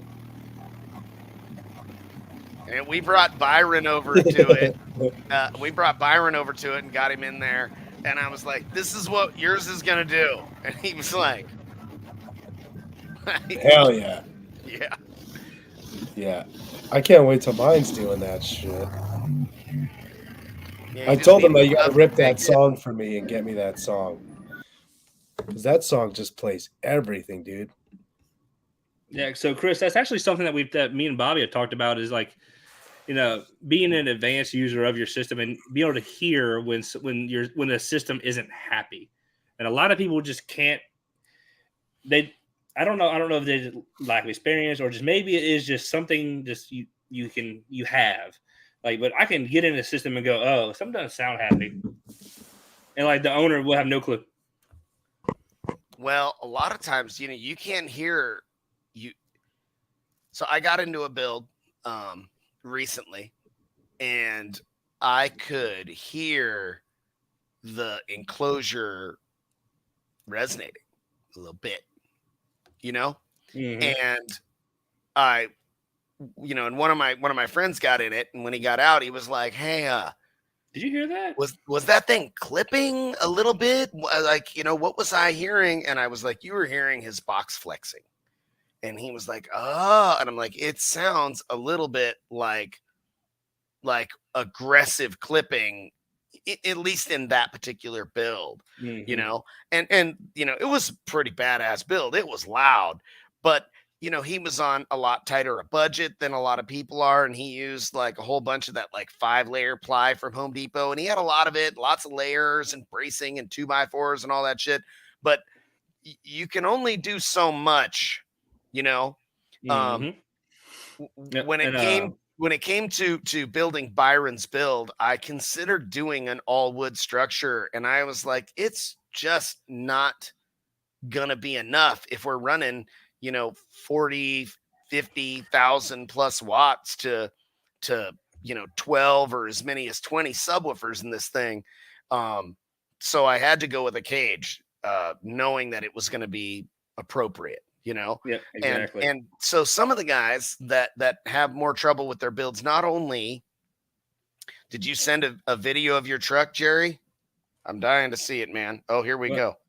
But Send those to Yeah. I know, I've seen this picture. That is freaking cool. The way those Jerry, subs are racked in there. message that link to me real quick and I'll pull it up. Yeah, the Yeah. one it's like Yeah. a enclosure Yeah. is like this Yeah. kind of. Maybe, but Sorry, I got super distracted. Yeah, but for Jerry just to send like, me those pictures. That thing is beautiful, man. I like it a lot. like that, I talked about this before. It was a 615 4-throw design with 3 20Ks, tons of high dollar equipment.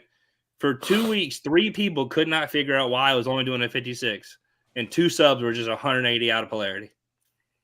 and no one could hear that. And like as soon as you turned it on at low volume, you were like, something's wrong. It was over video. They sent me a video, and I was like, something's not right. Like you're like something's wrong with the wiring. And within 30 seconds of that, they found it. Like that quiet off of that big a build, there's definitely something. Well, if you got something is horrifically wrong. It's amazing that it didn't destroy those woofers. Yeah, very. Because I'll tell you, one of the first fire ups of the Raiden, we turned it on, and it was like, this is pretty badass. We were like, all right, it's doing good. And then the first time I got into it pretty good, and I remember I was like kind of smiling, and I heard this like little bit of weird kind of ticky noise, just a little bit. And I turned it back down, and I was like, something's wrong. And Colt stuck his head in and was like, oh shit. And one of the subs, the surround was like ripped apart. And then we like started getting into it, and one of the Anderson connectors that we had, connecting the woofers to the removable lid assembly on the first version of the box, they had plugged it in like this instead of like this. So one sub was just seeing nothing, and it was just a passive radiator with 5 other woofers, just destroying it. So that thing got blown to pieces without not seeing any power at all. It was kind of sad. but it was like, hey, what shit, they say. Oops, one stupid little thing, and you could be doing heavy damage. So the fact that those guys didn't destroy those 2 subs that were out of phase, or all 6 of them for that matter, they're all seeing all the wrong thing at the same time. Like you could be just destroying shit. So that was one of the first big ones where I was like, it wasn't doing good. Like, bro, like I'll fly out, like, because you're in Kansas area, I'll fly out. Like, we're gonna figure out what's wrong. And they sent me one video of it playing in like from the window, and I was like, But so there was that one, and then I was driving through Kentucky on a road trip to Slam with my dad. We went to see like where he grew up and all that cool stuff. It was a good time. Well, anytime I stop in a town, I check, what audio shops in the area. What's their social media look like? And there was one that had a bunch of likes from like Louisiana. I was like, well, that's weird. Long story short, I had designed a 4th order for a dude in that area for 415s and a Malibu wall, tight fit. I was like, man, like I haven't heard anything. Like, what's been going on? He's like, oh, bro, it's not doing good. Right? Blah, blah, blah. We're probably gonna cut it out tomorrow. I was like, well, hold up. Look, I'm in town conveniently. Let me look at it. Long story short, we had 2 base 15Ks on 4 DD99 15s doing like 56. I get there within an hour and a half. We take an amp out, fix 1 RCA. He's doing a 61 on music, and they were going to cut it out the next day because they thought the wall. Bother to look at what phase or power or how much rise they were seeing. They're gonna cut it out. That shit. They're gonna cut it out. They blame the wall and gonna cut it out. So it was after those 2 events that I will never say anyone's like mine or Bobby's or nobody's boxes are gonna be perfect 100% of the time. We will mess up somewhere. Because that's why I screw up real bad. That's it. But that's why the first thing I always ask is it wired right? Are you sure it is wired right? Double check again. Actually, send me a video. I'm not saying that I didn't mess something up. That's a possibility, but let's go over what makes more sense first. That's what was nice about wiring all these subs to 1 amp. It was like no phase issues. I just have to make sure the blue wire goes to the red and the. Sorry. You had phase issues. Sorry. Nah, dude. Did you see my subs? They were like all like la la la la la la la same time. Nope. But if you had 3 amps, you could acoustically align each of the 3 rows and gain. So even if it was the exact same amount of power, you'd gain. Your subs were in electrical phase. Could you imagine what would happen to these subs, Bobby, if I put triple the power on it? I'd probably you better put a loading wall in there first. You better put something to chill them out. That's one thing I wanted to ask both of you guys about, because you guys would be able to give me a good direction here. So, do you think it would be better for me to close the loading or close the opening all the way around, little No. by little, Mhm. Come in or through the just from the sides. Yep. Just down the from this, sides. not from Definitely the not the bottom top. up? Leave that top smooth all the way. Okay, so Leave bottom the top up, smooth no, all the way. Yep. I mean, Not- if so- you have the Come in through the ability, sides. do both. Test it. but what about the bottom? Nothing on the bottom? Probably not. Not unless you get like, wow, it's getting really narrow. Then start coming up from the bottom. But I would, and I doubt you'll get very narrow. I doubt you'll have to take very much. I mean, based on his cone area with those subs, does he want to be just slightly under that cone area, Drew, for that kind of fourth order? Oh, we normally start at like It's like half SD. 75% is usually like sweet I start spot. half. You start So at half I- and get bigger, I would or you think start at half and shrinking get it smaller? until you Right. It found the depends on the point of goals. diminishing return. But yeah, would I be mean, in better a build than- like yours, I'll come out with a turn. Like, do you have a turn lab? No. All right, I'll I come have out a- with a turn lab and clamp, and we will test. We will put a 2x4 on each side, meter it, clamp it for all from 20 hertz to 50 hertz. Meter every frequency and track score. We'll add a 2x4, meter every frequency, track score, see what changed and where it became more efficient. And eventually, it'll stop gaining. It'll start losing. We open it back up to the loudest point, and we start adding depth as possible, if possible, doing the same thing. Yeah, so I've only got about 2.5 inches from the edge of the sub to the. Well, I can add one more layer to the front, which was kind of the plan, was to do the final beauty layer to have Mhm. part of the loading wall with it. So I have 2.5. I Please guess don't about use 3 inches. 2x4s though. No, Okay. we're not going to use 2x4s. Testing. We're going to use 4x4s. I usually just use strips of birch. I'll just cut out like 2-inch strips and start stacking them 3/4 inch at a time. It's like what I did for the before. Yeah, same thing, for the same thing. But we're sidewalls. going to track. We're going to track exact power AM score for all. I like, did, 30, yeah. 30 hertz. I did that too, but I didn't do Yeah. it over all those frequencies. I only did it on like peak frequency, if I remember right. Yeah. That's how we But- test okay. our enclosures. Is But really, we if go you think from like the sides, 25 to 70, and we actually burp every Yep. frequency. Every and we single frequency. document it. But then- and we- you we don't do check full power. You do temperature like and- yeah. like I think I do like in your build, we'd probably burp it to like a 61 or a 60, something that's like half RMS power, but loud enough to have the loading effect starting in the vehicle. Because if you're burping really a thought vehicle like that- yours like a 40, it's just Yeah. nothing's actually happening in the vehicle yet. Yeah, I really thought from the bottom up was going to be the way, but then I look at builds I mean, my like Tahoe's the like that, but- Bloodbath or like take Ray Pimley's, like it's a port in the middle. It's like shrunk from everywhere. It didn't leave the top open. So I don't know. I mean, that's why I was getting your opinion. I like when I see the builds, and it feel like the ones that are the loudest when that roof is just fucking smooth Yeah. all the way down. So maybe going from the bottom up would be And that's how my great. Tahoe is. That's how Duncan's van Yeah. is. Yeah, that's how most of these style I mean, builds seem we to could be is do bottom all up. that testing, go inwards and then up in a day. I mean, then you'll know. Yeah, what's maybe loudest. go in enough on the sides that you have a nice little square up, and then come up from there would be a good idea. Well, what I was saying is like we could test till it's shrinking inwards in, and then all right, that's the loudest point, 36 inches wide. All right, pull it all out. Now we just start the entire width, just coming up, left to right, just coming up 3/4 inch at a time. Yeah, and see which ones gets louder. And it'd be a Yeah, I mean, real easy And then, thing. and at then that maybe do a point, like, combination of both. Does it help, or is it obviously negative if we come from the top down, just to verify that Exactly, and then our because theory we're is right? clamping, Because we're as burping cool and as that clamping. looks, and what your brain thinks, the energy is going to agitate better this way. There might be some kind of magic in Yep. that. where it's I don't know. he needs spot there. 14% less power to do the same score because we brought the roof down inch and a half. Right.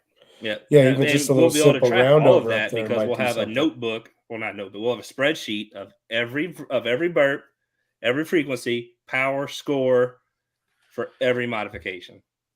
And what we're talking about right now, as much work as that sounds and feels like it would be, it is a minuscule fraction of the shit that Carlos Greg and the guys over that sound check and all that stuff do that are popping 180s. Bro, how does You know what I sound check mean? do it so fast, bro?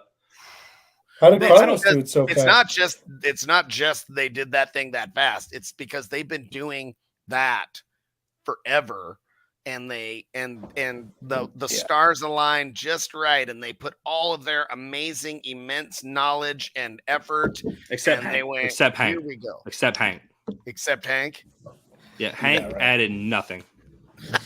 Honestly, between Carlos and RP, like those two probably made the fastest ascension up the ranks than anybody. They both kind of did it at the same time too, which is kind of crazy because a couple years ago, Carlos was not.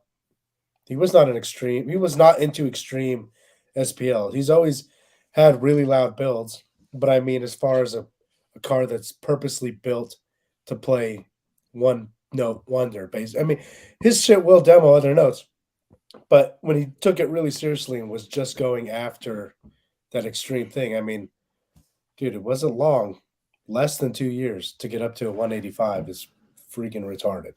And this is a hobby. Remember, the Carlos ain't got no shop. He's not sponsored. This is his hobby, Yeah. his own money, just his own builds blood and it sweat. in This is between when just he's- Carlos too. Nobody Yeah. else. It's Right. Tell me if y'all can hear this. No. Cannot hear it.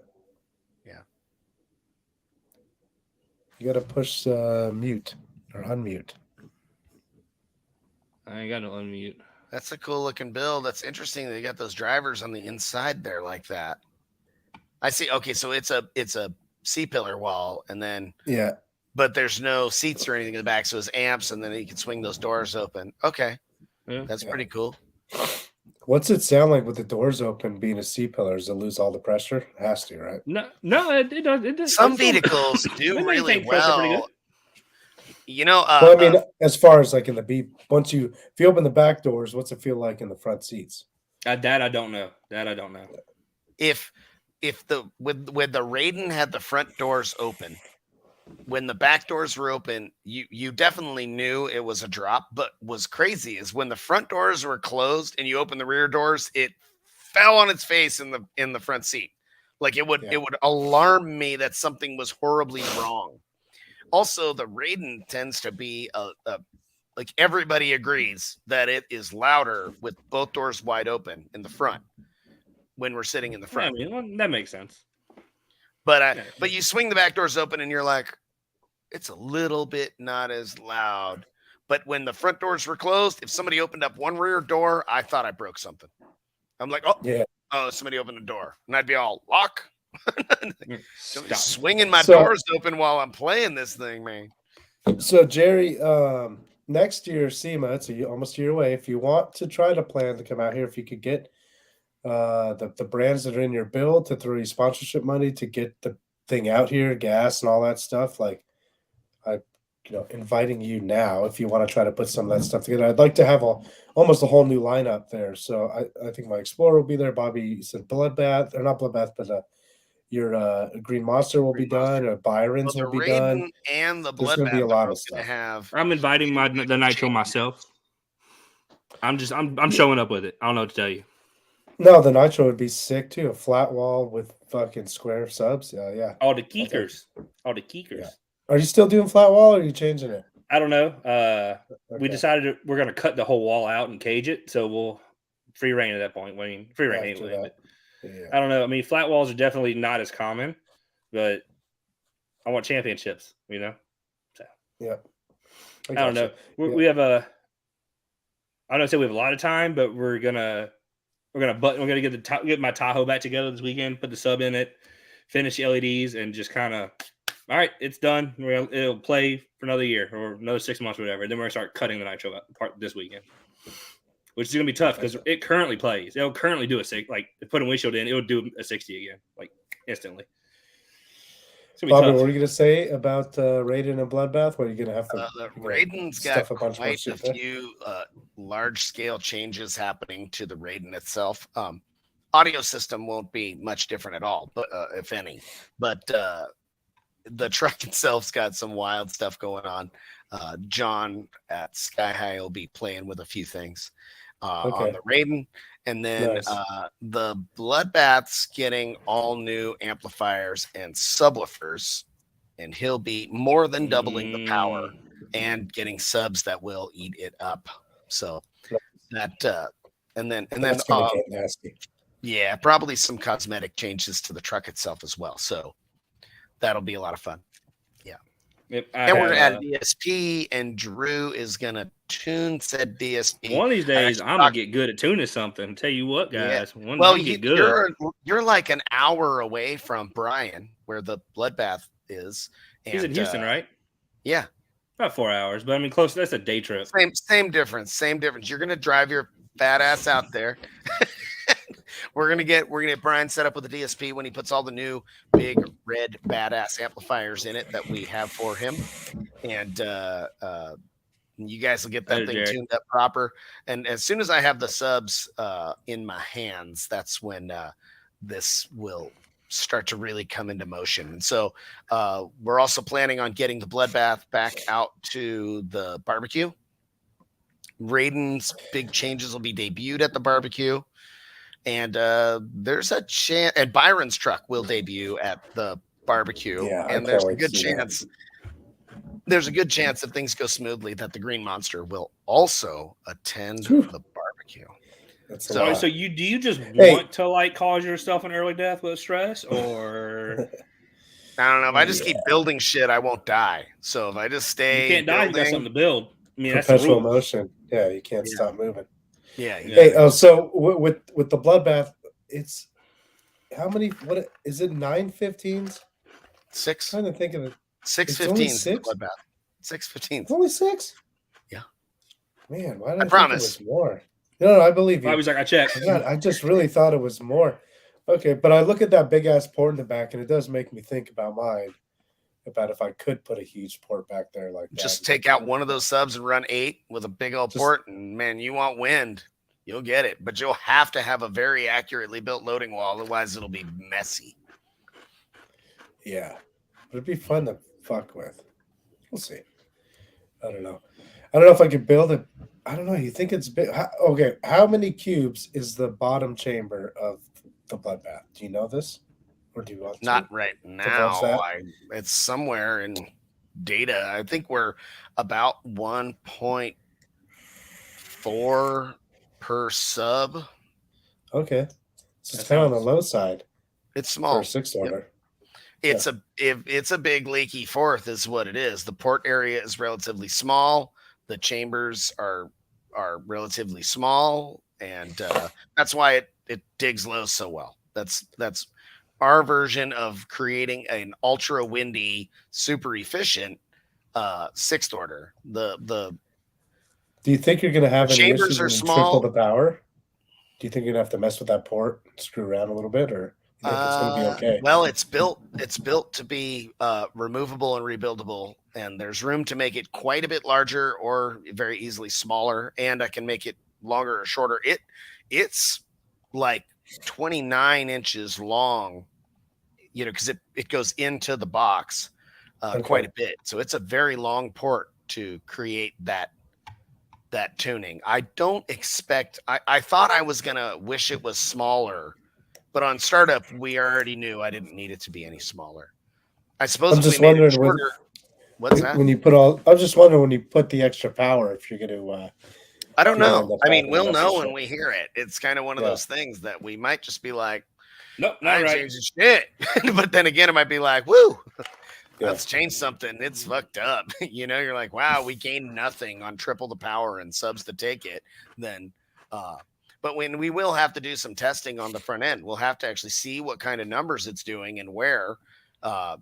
We've never bothered to put it on a meter. It just it sounds awesome and it's beautiful and everybody loves it, and we don't blow anything up at all. That truck has literally never fried a sub or a mid or an amp, and I mean, it's torn up like door panels, and it broke part of the door panel this week where the switch assembly and shit just fell into the door.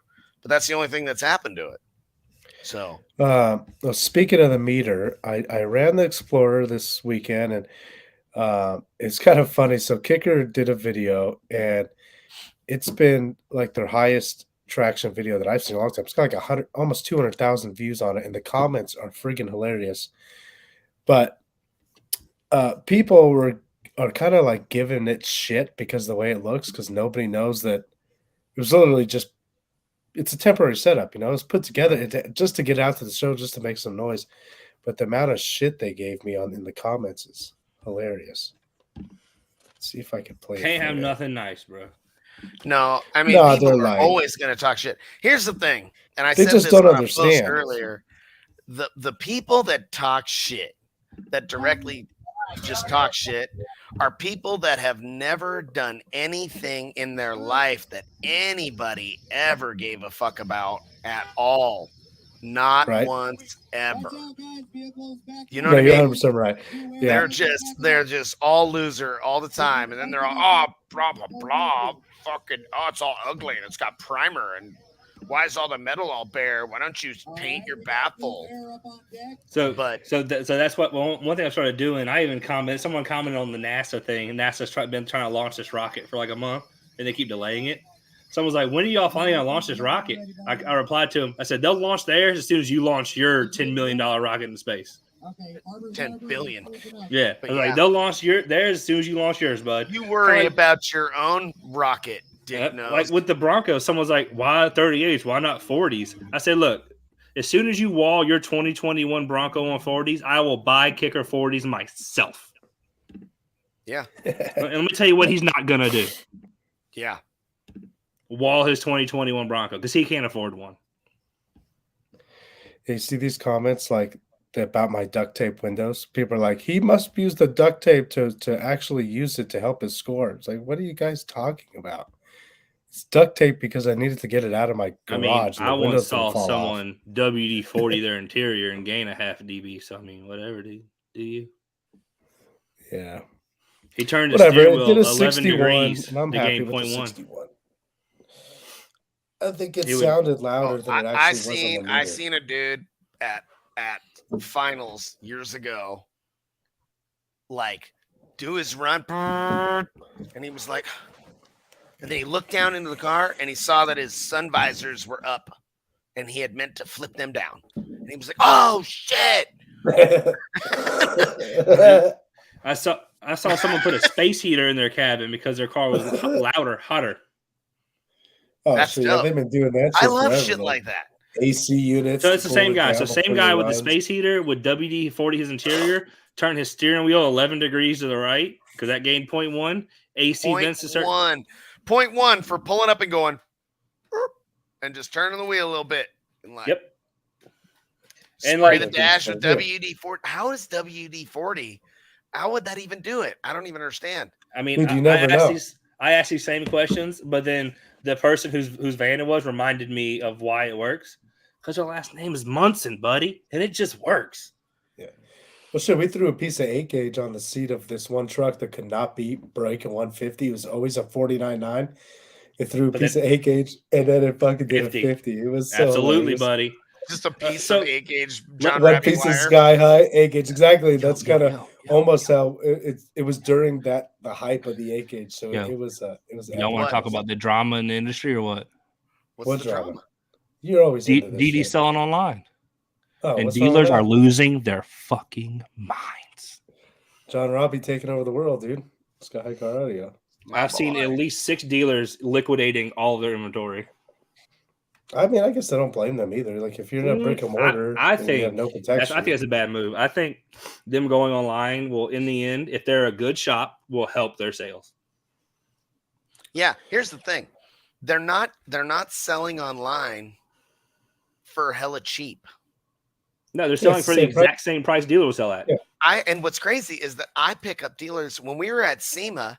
I was picking up dealers while we were there. Guys are like, I mean, the best thing about SEMA is these guys are walking up and they're like, "Oh shit, you're Bobby Gately Audio," and they're fucking, Joe Blow Car Stereo out of buttfuck Illinois or some shit, and they're like, dude, this is awesome. Oh, this is so cool. I saw this thing online and holy shit, it's for real. It sounds cool. And God, man, this thing looks great. And hey, I've installed a few of your boxes that customers have brought in. And I'm like, damn, you missed out on making that money, huh? And they're like, what do you mean? No, what do you mean, bro? I got dealers across the nation, man. And they're like, what? This I'm could like, be you. Yeah, we don't build these things one at a time, man. They're not, and he's like, and I'm like, we got to get you set up. Let me set you up with our, and I'm like, here's their website. Fill out this. They're like, oh my God. A couple guys they're all, oh, holy shit. I'm already a dealer with Sky High. I buy all their wire. And I'm like, well, there's my Have you product not on your looked dealer at site. the They're like, website? oh, what? I didn't even, I'm an idiot. I didn't even That's realize. fucking Dude was like, hilarious. I'm going to kill it. And I'm like, you are. And I'm like, look at your markup. You can make money. And they're like, this is great. And I'm like, Yep. there I you think are. the only dealers who are going to be super upset about DD going online are those not willing to stock product in their shop. And those are Because the ones that, if the that customer- DDS wants nothing to do with at all. Like if Well, the customer brick and would mortar, rather that's order your online and advantage. wait, that means you Yeah. didn't have it. Yeah, your advantage as a brick and mortar if you stock it is that you could come to me and pay the same price and I get it to you today. I You have don't it to right wait now. Let's go. 2 days, no shipping. And if But yeah, Sky High sells DD, then what happens is a bunch More of guys people like get DD. us and a guy like Jerry with his badass install is more likely to do a build with it. And then there's there's already then- lots of really nice high-end DD builds, but they aren't buying them from the brick and mortar stores. They are buying it direct DD at a discount, or maybe they're getting it from a store, but they're working out deals. They're getting Yeah, they're buying it at gold level pricing, minus Right. 5%. yeah. I mean, Where- there's a lot of brick and mortars that carry DD, the red line and stuff. But right, the I lower think end it's like stuff. pockets. It's in pockets. Mhm. Well, Yeah. because they're not Yeah. allowing people to open up right next door to each other. Yep. But now, if you have Sky High selling and distributing it, then a jobber guy can buy it and make a little bit of money and make his customer happy that wants DD. Now, the only thing that I just thought about this, the only thing that I could see maybe irritating dealers that has some justification is jobber guys can buy DD cheaper and then they could sell cheaper near the dealer. Maybe. I could see that. I could see But- that's Well, kind of. it's just like it's no different than making. But a then that sale person over the buying from phone. them wasn't going to buy from the dealer anyway. You know what I mean? Yes. And if the and if guys you- that buy from the guys that sell out of the garage are We're always going to going to shop. buy from the guys selling out of the garage. Yep. That's what And- they want to do. And Now, if as a shop, Beginning of you- my whole career, I was this young kid building speaker boxes in the lawn of my friend Gary, who was an older dude that was selling feet out of the garage. And because he found a trans shipper shop that would sell him kicker on the side, I built a ton of stuff with kicker. He wasn't an authorized dealer. He was a dude in his garage in Milpitas, California, and he had a stack of kicker comp 12s because that was my favorite sub. And I would sit there and build boxes, and it was a thing. So somewhere along the way, that's gonna happen, and it almost has to happen. And I'm not saying that it's awesome. And if I found there was some particular dealer that was like crazy transshipping my product, I'd be like, I'm gonna cut you off if you're being weird with my product and discounting the shit out of it, because I don't really want that. But that'd be unless they were doing some really ostentatious shit with regards to doing that, it's gonna be really challenging for anybody to find out. Mm-hmm. Yep. Now, that's what I told Brandy is that I don't think any dealer who offers value, like any type of value or knowledge to their customer, is going to suffer from DD going online.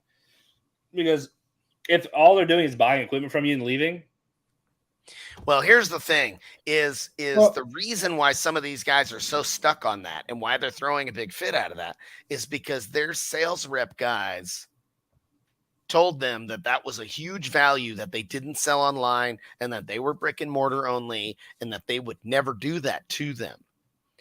That makes sense. The thing. If that was a sales point that was presented to you, But we know what happened to all of DD's sales reps. But this And happens every time a brand does this. The same hoopla at the beginning about it being, I can't believe you're going online, blah, blah. But I mean, they're well, the just people the that are next bitching one to like do that it. have more gray hair than I do for the most part. They Yeah, don't I mean, get it. They're they're still just they are finally also the DD's same. coming to the 21st century. Thank God. Like, I They're don't the see This same is the any best move dealers. DD can make. They're the Yeah. same. It is the best move DD can make, period. DD's about to blow up. I I agree. mean, DD was at one point the brand to have. They're about to. So I talked to Jack and DD today. I called him.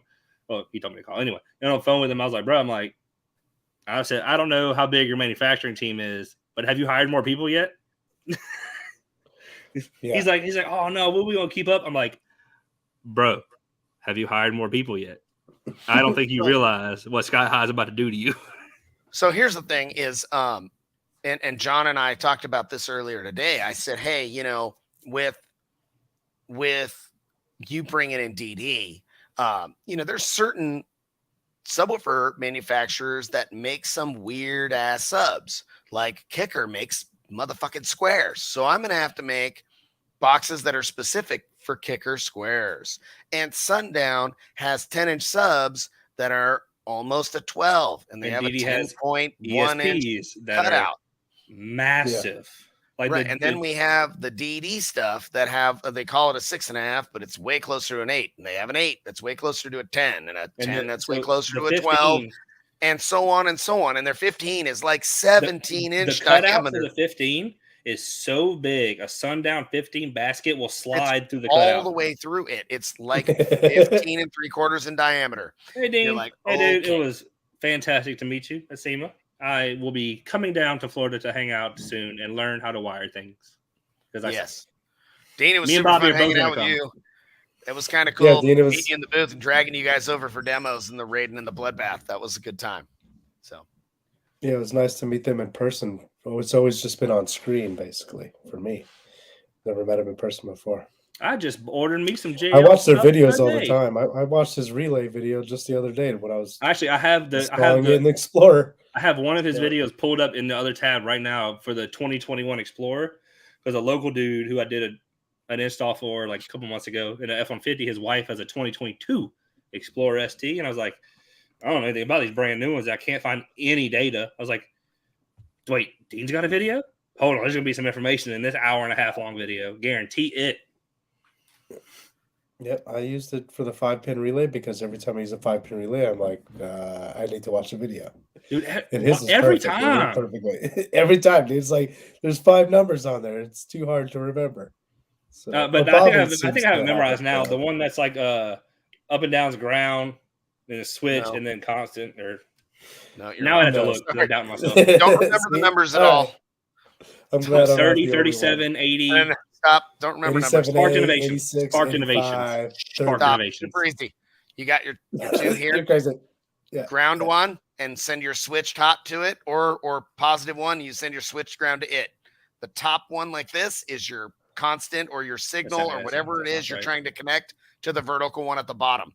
When these two see power, the signal goes from the middle one to the bottom one that's vertical.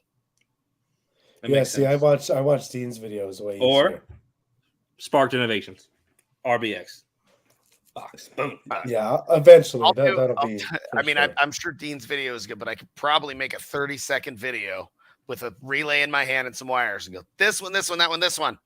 And everybody goes, oh, because everybody's like, oh, you connect number 87 to 87A, like, and you're like, and people are like, why is it number 87? Those are the right numbers, though. I know that.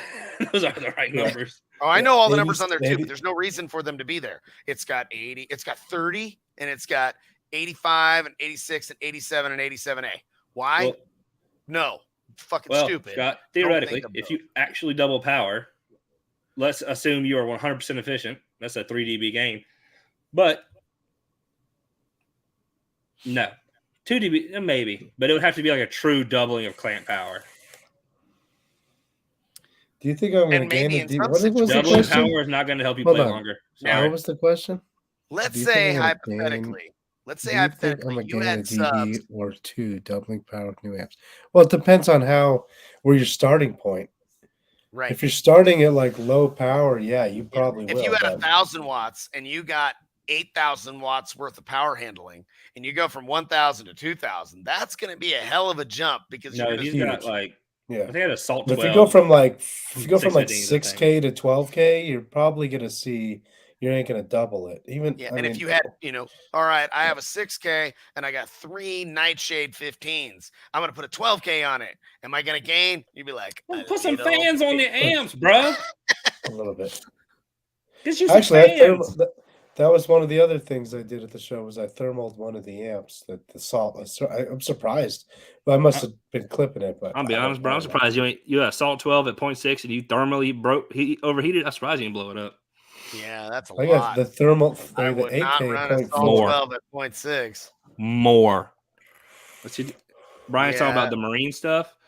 The JL Marine amps, the fancy ones with the DSPs in them, are like super gangster. I'm putting one in my Tahoe at some point because it has 6 channels, so it's like an 8-channel, and then it has 6 channels of RCA output that all have full DSP control. So I'll be able to control the tweeters with that amp, and then the doors with the outputs of that amp.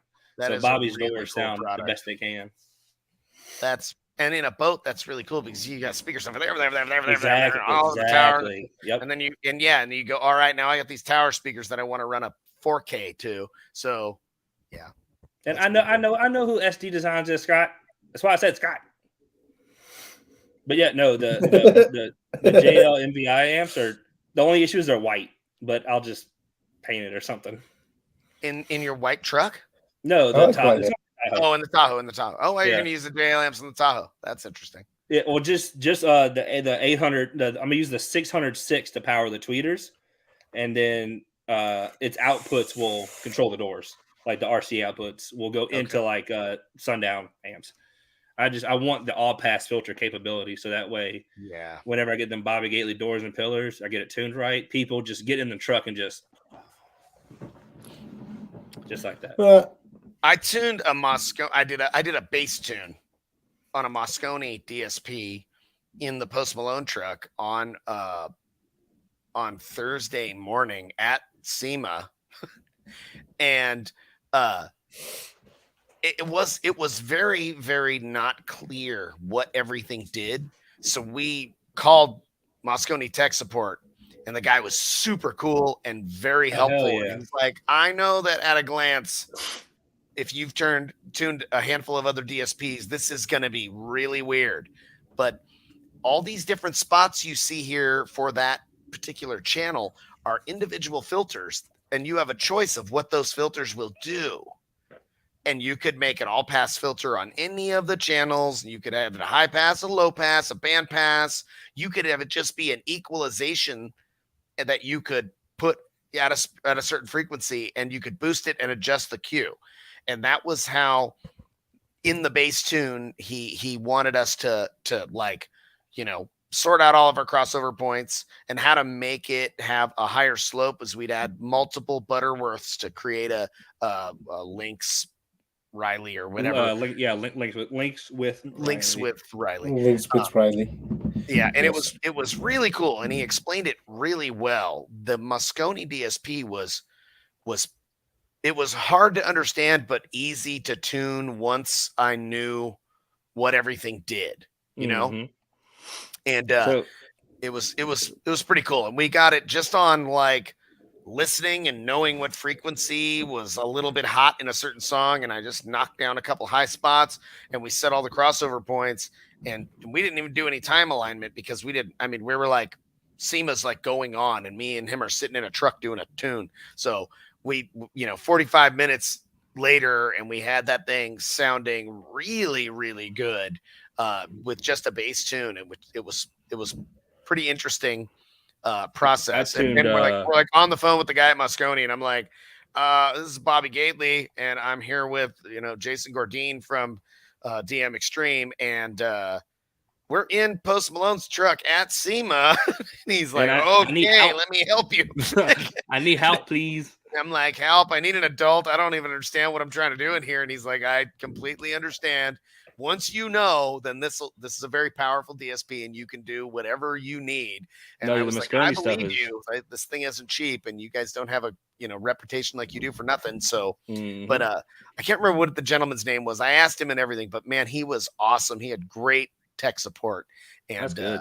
I learned a lot. You can always tell whenever you get someone who actually knows what a product, when they're helping you through it, you're like, oh, you actually know what you're talking about. He knew exactly what he was talking about, and he also really cared, and he didn't want to be one of those guys that was like, oh, you're a dummy. And it was definitely I'm not sure. Maybe his name was Sage. And I would think I would remember that right away when you said it, but I'm not 100% sure. What'd you hear, Scott? And I pulled up this program for Brian real quick, but just to show y'all I was talking about. So this is for the 6-channel Marine amp. All these are RCA outputs. Everything down here, all 6 of those. That's really cool. You have full time and phase and all pass control of those outputs. So like for Jeff's boat or any like ATV boat, yeah, this is powerful. Well, Jeff just put that Moscone on his bow, and he had no idea what to do with it. He had called me about tuning it before SEMA. I'm like, I'm not going to be there like Sunday or anything. I'm like, I'm not going to be there. So he's like, all right, well, he's like, I guess I'll just have to get y'all out to the shop and we'll go on the river or something. I was like, hell yeah. Yeah, let us know. He invited a bunch of us. So, oh yeah, Eric's truck. I just tuned that. Eric's truck was doing pretty good. So Scott, you need to hear my truck. You need to hear my truck. Get you a SQ demo. SQ. All right, boys. Yeah, it's 2 hours. Well, yeah, it was a hell of a week. I got sick. Drew got sick. Everybody, half people got sick. You got nothing, Bobby. Yeah, no sickness. I got to fuck We had a hot dog together. We had a hot dog together. You get that picture? Drop it on the show. Just show it and then take it away. I know Amy shared it. Oh this my man God. said 360.2s. Oh. Yeah, here it is. Those came out before I could drive. All right. Those As a things have been closing, disappointing people for a long closing the show here. Yeah, that was $3 hot dog from the bar. Go ahead and get you a At JL tweet, Chris. At like 2 a.m. I was like, what? They got hot dogs? I was so hungry. See, I should have been right here on this side, right here. What's this? Yeah, but you weren't there. Well, next time we could do 3-way hot dog. Where do you get a 3-ended hot dog? No, I'll show you one. Coming through the middle and bite the center of it. Be pretty dope. Yeah. Bobby's eyes. Is he wearing the same shirt? Probably. Was I wearing the same shirt? I don't know. I got like a billion of these shirts, but this morning, because my back was hurting, I started going through the rack of Dixon's, and I wanted to find one that had the snaps so I didn't have to undo the buttons, It's so simple. That way I wouldn't be like hurting my back trying to undo buttons. Yeah. So Brian, if you're doing a bunch of JL, do you have a max yet? It's not in the room where I would absolutely flex. I would be like, I have it. Oh my God. I'm gonna get one. What I probably will do is I have a local dealer that sells some of my boxes, and he's a JL dealer, and I like, hey bro, give me some boxes, give me a max. Yep. I'll be like, I'll give you a big old stack of boxes. Otherwise, I'll just buy it from him, and then that way, he gets the sale. So. Yep. Yeah, they should have more to sell soon. I know they don't have any right now, but no more soon. All right, well, have a nice night. Y'all take time and y'all learn how to use those lights. Get you looking good. I figured it out. I just need to learn how to look at a clock and know what day of the week it is so I can make sure I'm on the show on time. So there's that. Come on, bro. Gotta get you one. I'll be on you next week. All right, guys. Normally I'm all, where is everybody? So. Yeah. So this is how you know Scott has real money. Snap-on Dixon. Well, he worked for Snap-on. I have it somewhere. $10 a week for 47 years. I think you sent me a large though, and I think it's a little too big for me if my memory is serving me correctly. Later, Brian. So Brian's another guy I've been following for 5 ever. There was that Rockford Fosgate one that Brent had on. damn, that thing was so fresh, bro. That was pretty Do you cool, have that man. one? All right, so My uncle said he was going to be down there and he was going to go see the Dixon dude. And I'm like, hey, man. Bobby tell him Gately do a Dixon Gately shirts. collab, bro. I have little Gately over here, right there. And have the Yeah, whole that'd ass be awesome. shield. And just a bunch of little shields everywhere in different colors, like pastel colors and shit. Ooh, Sick. that'd be hot. Yeah. Fucking I can hear it being $1,000 shirt. Yeah. But if you okay. wear it in your vehicle, you gain 3 dB for and sure. 10 points on your SQ score. And all your LED lights are hella brighter. Yep. And your dick gets bigger. Yeah, and your dick gets bigger. Holy Everybody's shit. dick gets bigger. Everybody's. Even hers. You guys are silly. Even hers. Oh, yeah. Dicks. All right, how about, okay, we'll show one more picture because Hammy was on fire this week.